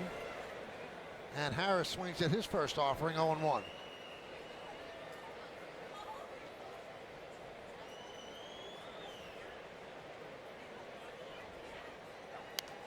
The calculus is not that difficult when it comes to Cruz. Get ahead and then bury them with the splitter. When he doesn't get ahead, sometimes that's problematic. It's a simple game, right?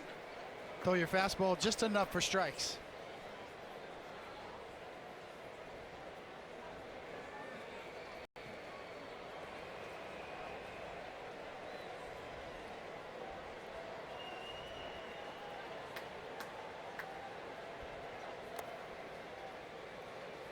You know, it's funny, you never know how a team is going to be affected by travel.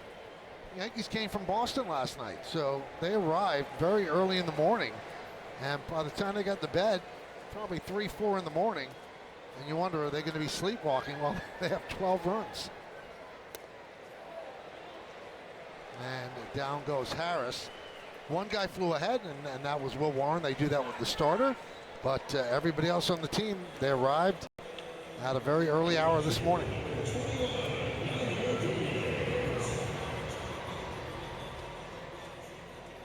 There's Yainer Diaz. So the Yankees looking for their 7th straight win. Be their longest streak of the young season. You know, there's so many guys in the Yankee bullpen who have been rested so much. And, you know, Aaron Boone was asked today, do you want to get him into a game just so they don't have that much rest? And we'll take a look at the bullpen budget. Brought to you by Citizens. Make sense of your money with Citizens. I mean, there's not a lot of people being used. Doval, it's off the chart how recently he's been used. So everybody has been rested except for Hedrick, and Bednar's pitched in 2 of the last 3 games. But the bottom line is, Boone said, keep giving me those 8-inning starts, he said, because they'll be like a 2 or 3 week stretch where they're all going to need rest.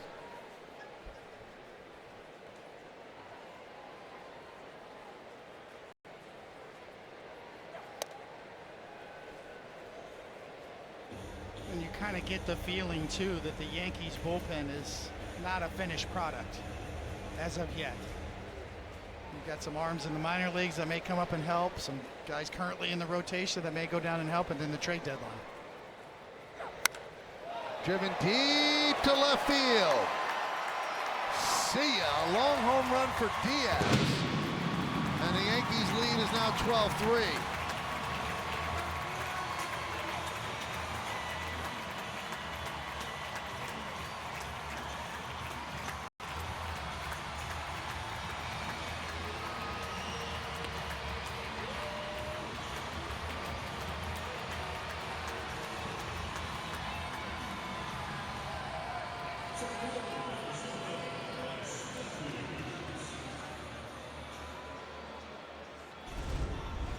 Get another look at a 4-seam fastball inside. Diaz is quick. beats him to the spot.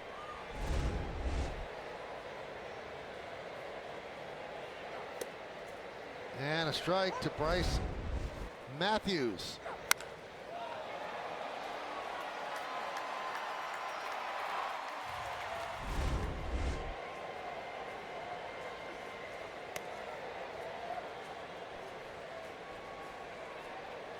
Call is ball, the catcher's challenge.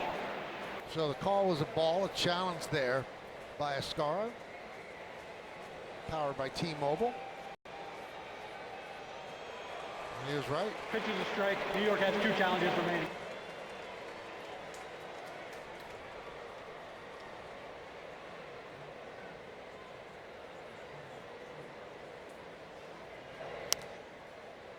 Foul back.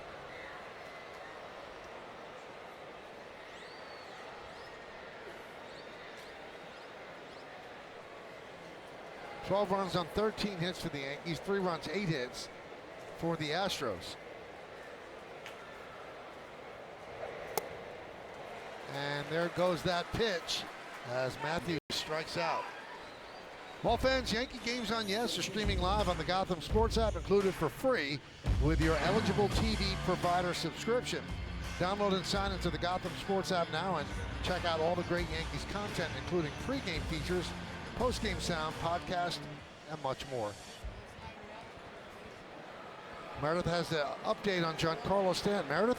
Michael, I just received word from the Yankees that Giancarlo Stanton left tonight's game with right lower leg tightness. We will have more for you in the postgame. Well, another reason to tune in. Jack and Bob and Willie Randolph, and the information Meredith is going to send you from the clubhouse as well. It's a must watch. High fly ball, deep right center, Judge back, track, wall, see ya. A home run for Correa. No, they sent up Shoemake to pinch hit against Cruz. So Shoemake was in the Yankee spring training and just got activated. It's a home run, pinch hitting for Correa.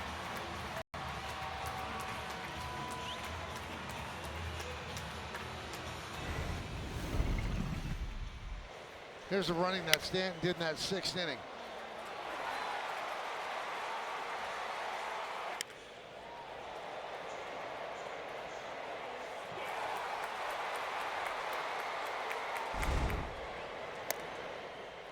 And when he got to 3rd, he was replaced by Grichuk. And you always worry about lower body injuries with Giancarlo. Christian Vasquez pinch hitting for Alvarez. And that one is laced into right field, a base hit. So Joe Espada emptying his bench, kind of rolling up the white flag, but the guys he's sending up as pinch hitters. Well, Shoemake with the home run, and then a single right there for Christian Vasquez.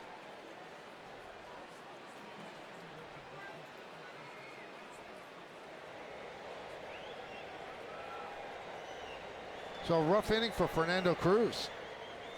2 home runs and a single.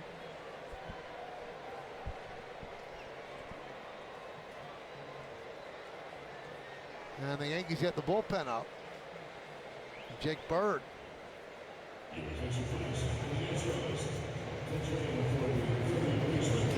Now Jake Bird was called up when Weathers went on paternity leave. Weathers going to start tomorrow, so he'll be back. Jake Bird probably will be sent down when Weathers gets back on the active roster. Here's Shea Whitcomb, pinch hitting for Paredes.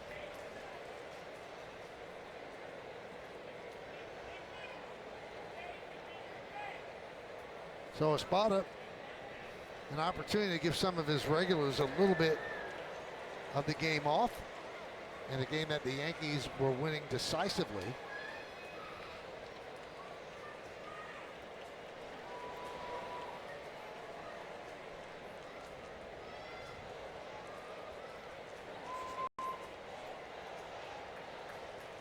The 0-2, swing and a miss. So 3 strikeouts for Cruz, but he does give up 2 runs. We go to the 8th. Yankees Baseball on Yes is brought to you in part by Mohegan Sun, beyond your wildest. By your local Tri-State Genesis retailers. Learn more at genesis.com. And by Optimum Fiber, famously fast fiber internet. That's been all Yankees as we go to the 8th inning. Yankees lead 12-4 on the Hyundai scoreboard. And Judge leads off against Jaden Murray.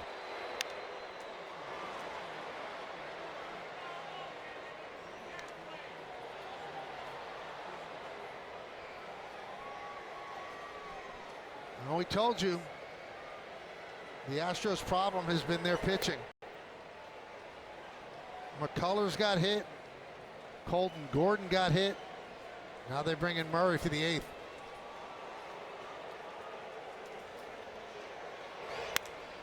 High fly ball, left center field.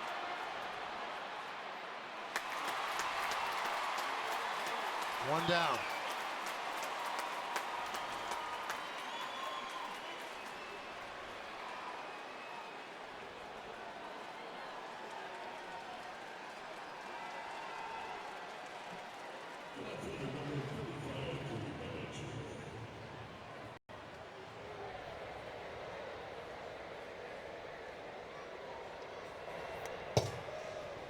One and 0 on Bellinger. Bellinger is 1 for 4 tonight. Yankees have 13 hits to the Astros 10, but the Yankees have made the most of it with their home runs. 12-4 they are leading.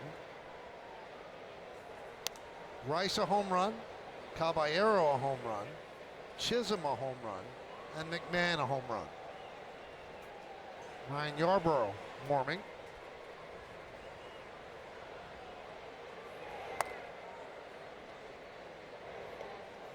Two and one on Bellinger.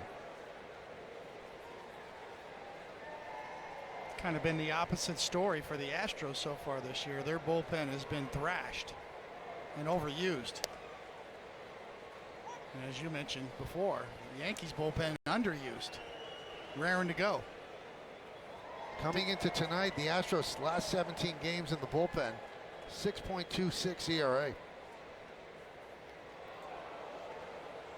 He's missing by a lot inside.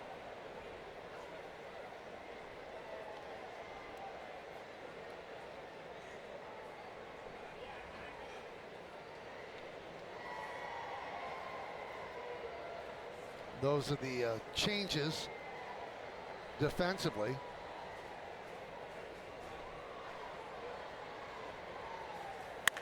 Hit sharply and a nice grab by Walker. He's as good as they get over there.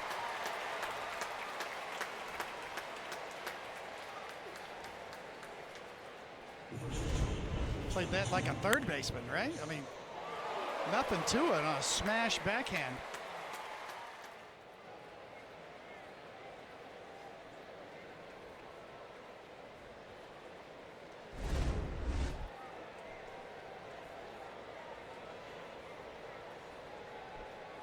So here's Rice.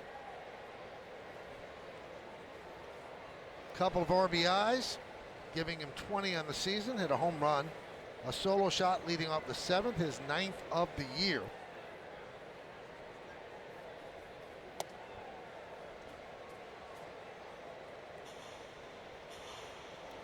Got 7 doubles to go with those 9 home runs as well. That's why his slugging percentage is .756 right now.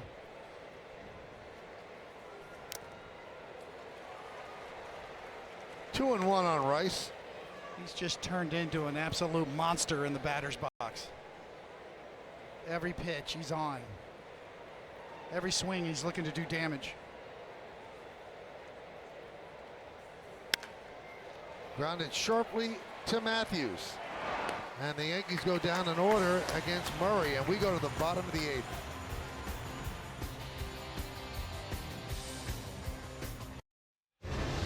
Now it's time to name that Yankee. We'll give you the clues, and David will give you the answer. Yeah, Cheo Cruz. The fantastic baseball player. You see him there in his Yankee uniforms, but he was a really good hitter for the Astros for a long time. A legend. could really swing the bat.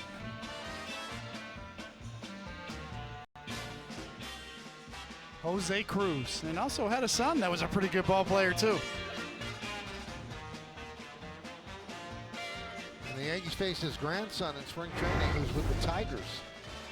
3 top 8 finishes in National League MVP while with the Astros. Played final 38 games of his career with the Yankees in '88. 6 seasons hitting 300 or above, all with Houston, and his number 25. One of the ones retired here with the Astros. Here's Daniel Johnson, took over in center field, now leads off, filling the hole vacated by Jose Altuve. Ryan Yarbrough, the new Yankee pitcher, so Joe Espada has emptied his bench. No one left on the bench for the Astros.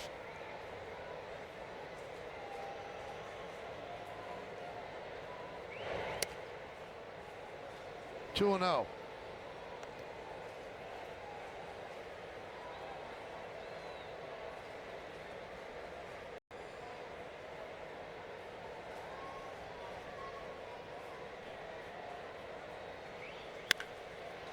There's a base hit for Daniel Johnson. See, Bellinger has moved to right field to replace Judge, and Rosario takes over in left field.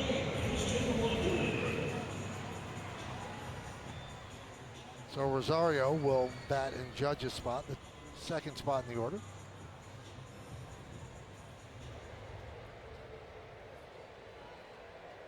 And here's Christian Walker.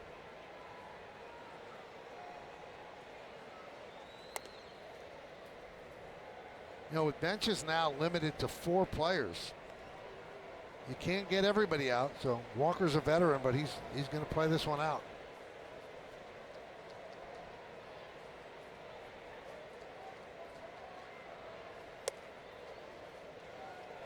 Wondering your opinion, David. You know, Craig Counsell of the Cubs doesn't like that the Dodgers get to carry an extra pitcher because one of those pitchers is Ohtani, also a position player. So teams are limited to carrying 13 pitchers on their staff. The Dodgers can carry 14. That's drilled to left field and deep. It's fair, it's gone. It is foul.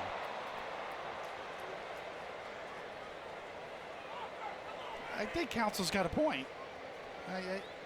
I certainly sympathize with him, but if he had Ohtani on his roster, he would love to take advantage of it. Ohtani's just such a unique unicorn of a player. They had to change the rules for him. And the one big rule they changed is if he starts and gets knocked out, he's still the DH. So looks like JC is going to challenge that. He's going to be right. Now he's just showing off.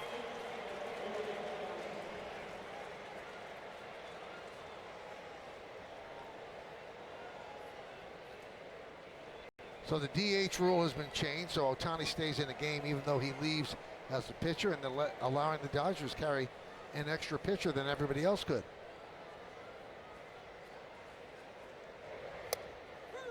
Strike 3. Walker down looking.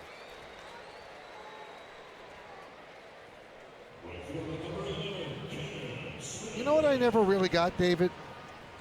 You should be able to configure your roster whichever way you want. If you want to carry 17 pitchers and nobody on the bench, that's your call. Because with the 3 batter minimum, it's like you can't have 4 pitchers in per inning.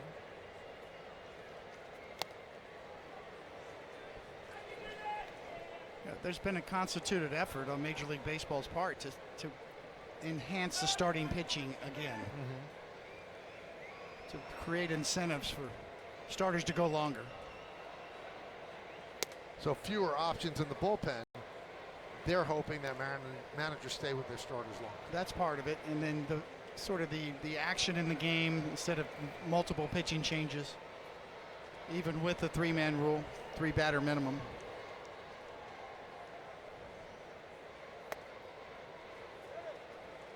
That is Joe Girardi's least favorite rule in baseball. He says he thinks it takes away from strategy. And you can make the argument, well, there's got to be a strategy when you use that pitcher for 3 batters too. But he believes you should be able to bring in a pitcher for one batter and take him out. Well, managers like to manage. 2-1. 2-2 on Cam Smith.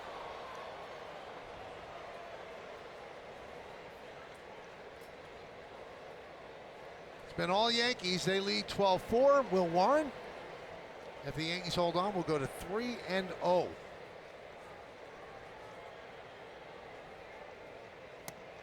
Strike three. Smith down looking. Well, come celebrate Star Wars Day at Yankee Stadium on Saturday, May 2nd.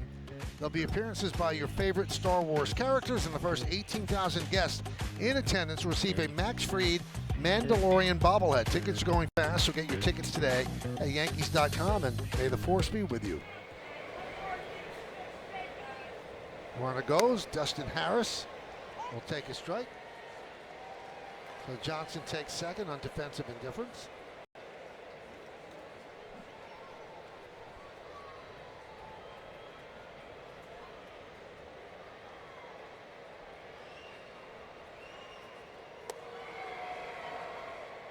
One and one.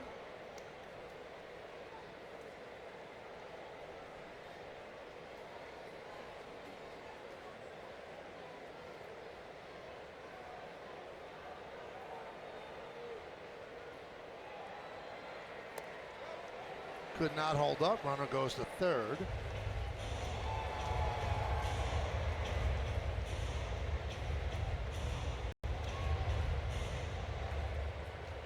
So 1-2 on Harris. Yarborough has 2 strikeouts in the inning.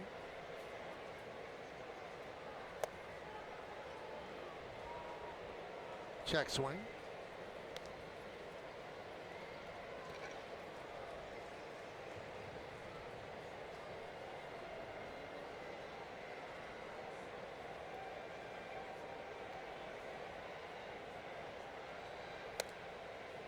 Just missed. 3-2.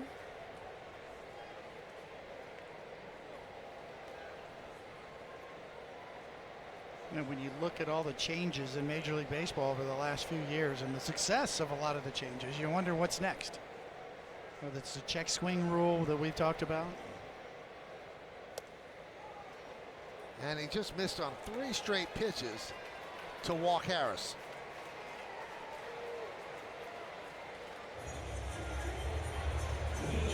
It's hard to argue with the success of some of these changes, including the pitch clock, even though some players are still probably a little ruffled by it, but there's no doubt it's been successful in the time of the game and a little more action going.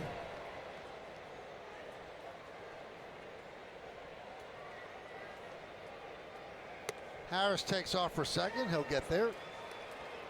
Feels like the challenge system's been a success for the first month of the season. The fans seem to really like it. It's been humbling for some players when you're wrong. I think the umpires are excellent at what they do. Left field. Rosario puts it away, and that'll do it. No runs a hit. 2 men left. We go to the 9th.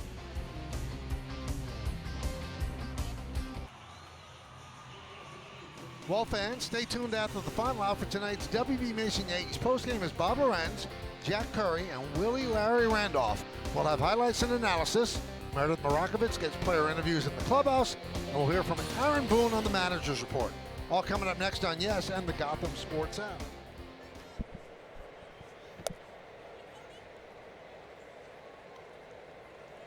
And the pitch to Grichuk is the ball. Brian Abreu comes on. You know, one of the oddities about Brian Abreu, he's a really good pitcher, but not against the Yanks. Yankees have always had his number. Very strange.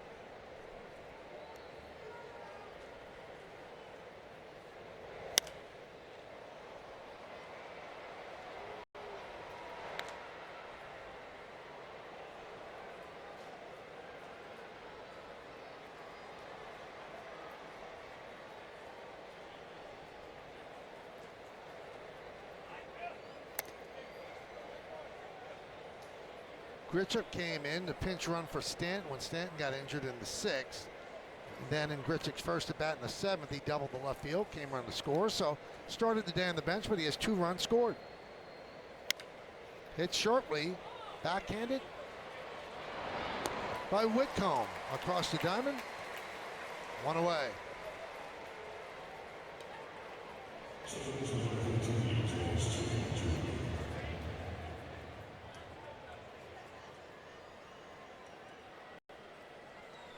So here's Jazz, 3 for 3 with a walk. 4 ribbies, 3 runs scored. That's a day. One thing about Abreu this year, you mentioned him in the Yankees owning him, Michael, is that his velocity is really down this year, almost 2 miles an hour off his fastball, and he's gotten off to a slow start. Seen him 93, 94. He was 96, 97 last year on average. So that's a red flag when you're looking at the first drop off in velocity for a power reliever. 3-0 on Jazz. And usually when that happens, your secondary stuff kind of fall off a little bit too.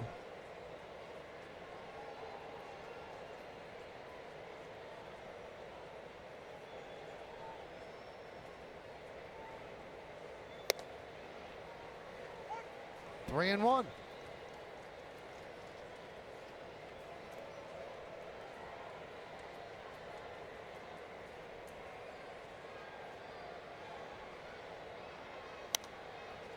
And the count is full.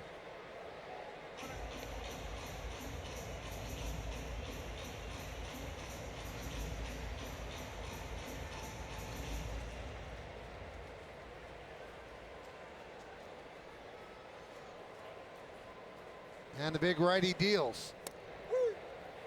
Strike 3, and Jazz is challenging. Call is ball, or the call is strike the batter's challenge. Powered by T-Mobile. Let's see if Jazz is right.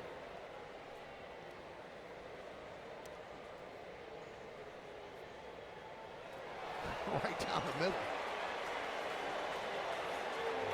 Crowd mocks him with boos. That's the beauty of the challenge system. Everybody gets humbled. That's right down the middle. You could almost tell by the frustration from the umpire in a 12-4 game. The inflection, the tone of his voice told you everything you needed to know.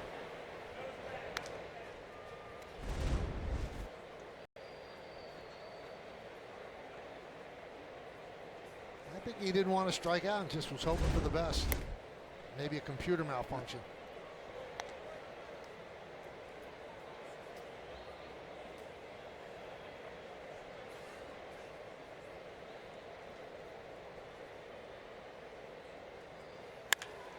Ground ball second base, Matthews. And the Yankees go down in order in the 9th. Last licks coming up for the Astros.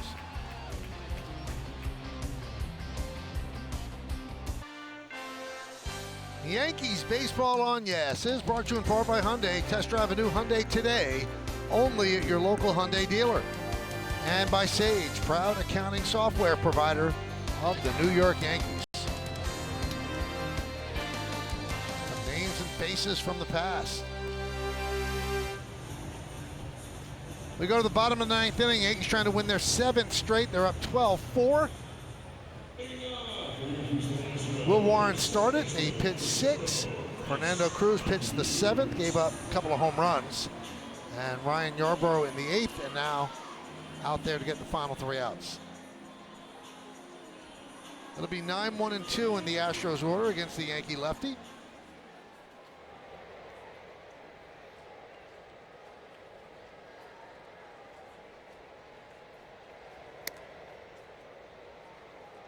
One and 0.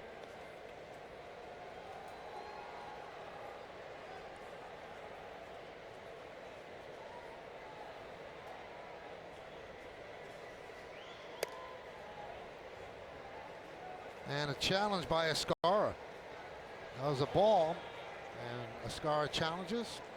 ABS challenge powered by T-Mobile.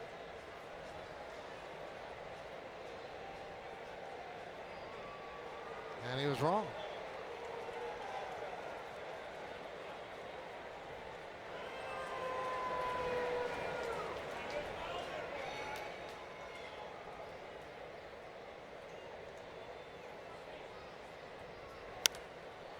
Fouled away.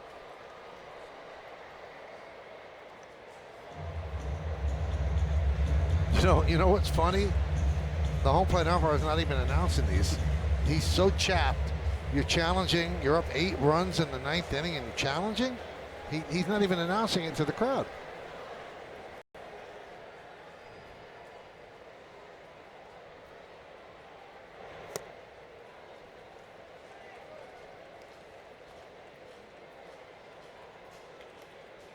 Well, there'll be no more challenges. The Yankees are out. Yes. The Astros do have 1 left.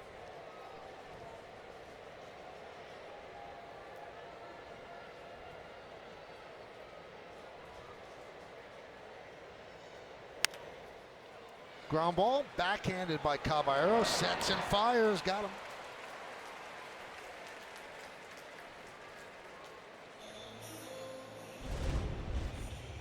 The classic shortstop play, right? Deep in the hole, you got to plant and you got to fire it over there. Check and check.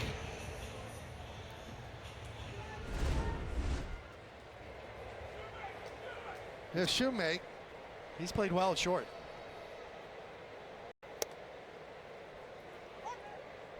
Not many teams can absorb the loss of their starting shortstop and really not skip a beat. He's really been that good.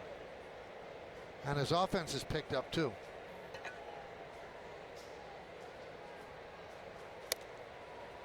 Oh, 2.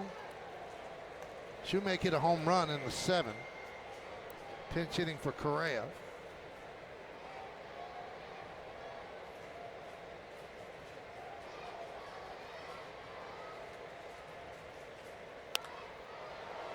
Rips that one foul.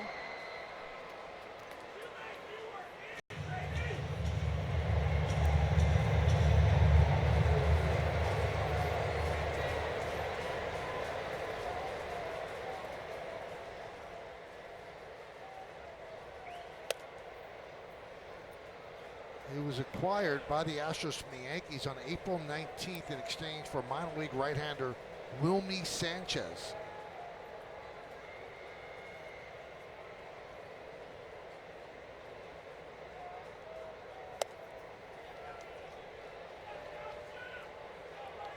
And he got activated with the Astros prior to Monday night's game and took the roster spot of Nick Allen, who was placed on the IL due to mid-back spasms.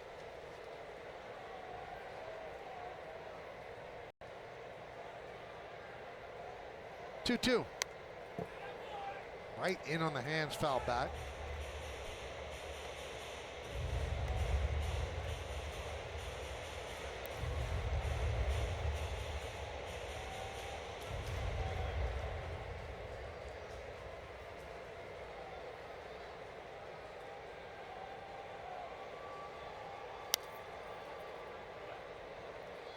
You know, young players that just got called up, they're not going to phone in these at-bats because it's an 8-run deficit. These at-bats mean everything to them.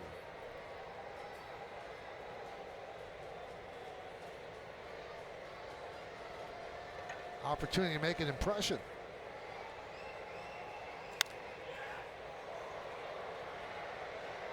Popped up. Caballero. And the Astros are down to their final out.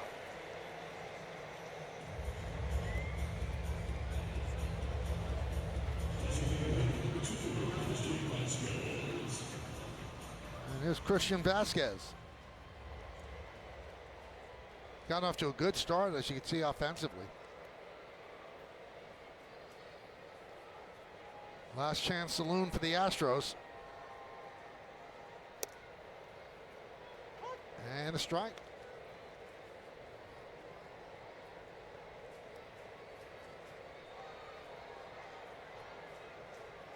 Astros about to go 10-17. as they sit at the bottom of the West, and the Yankees about to go 17-9.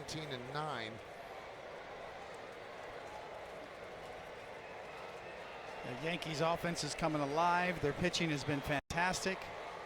Garrett Cole and Carlos Rodon are on the way. Things are looking pretty good in Yankee universe right now.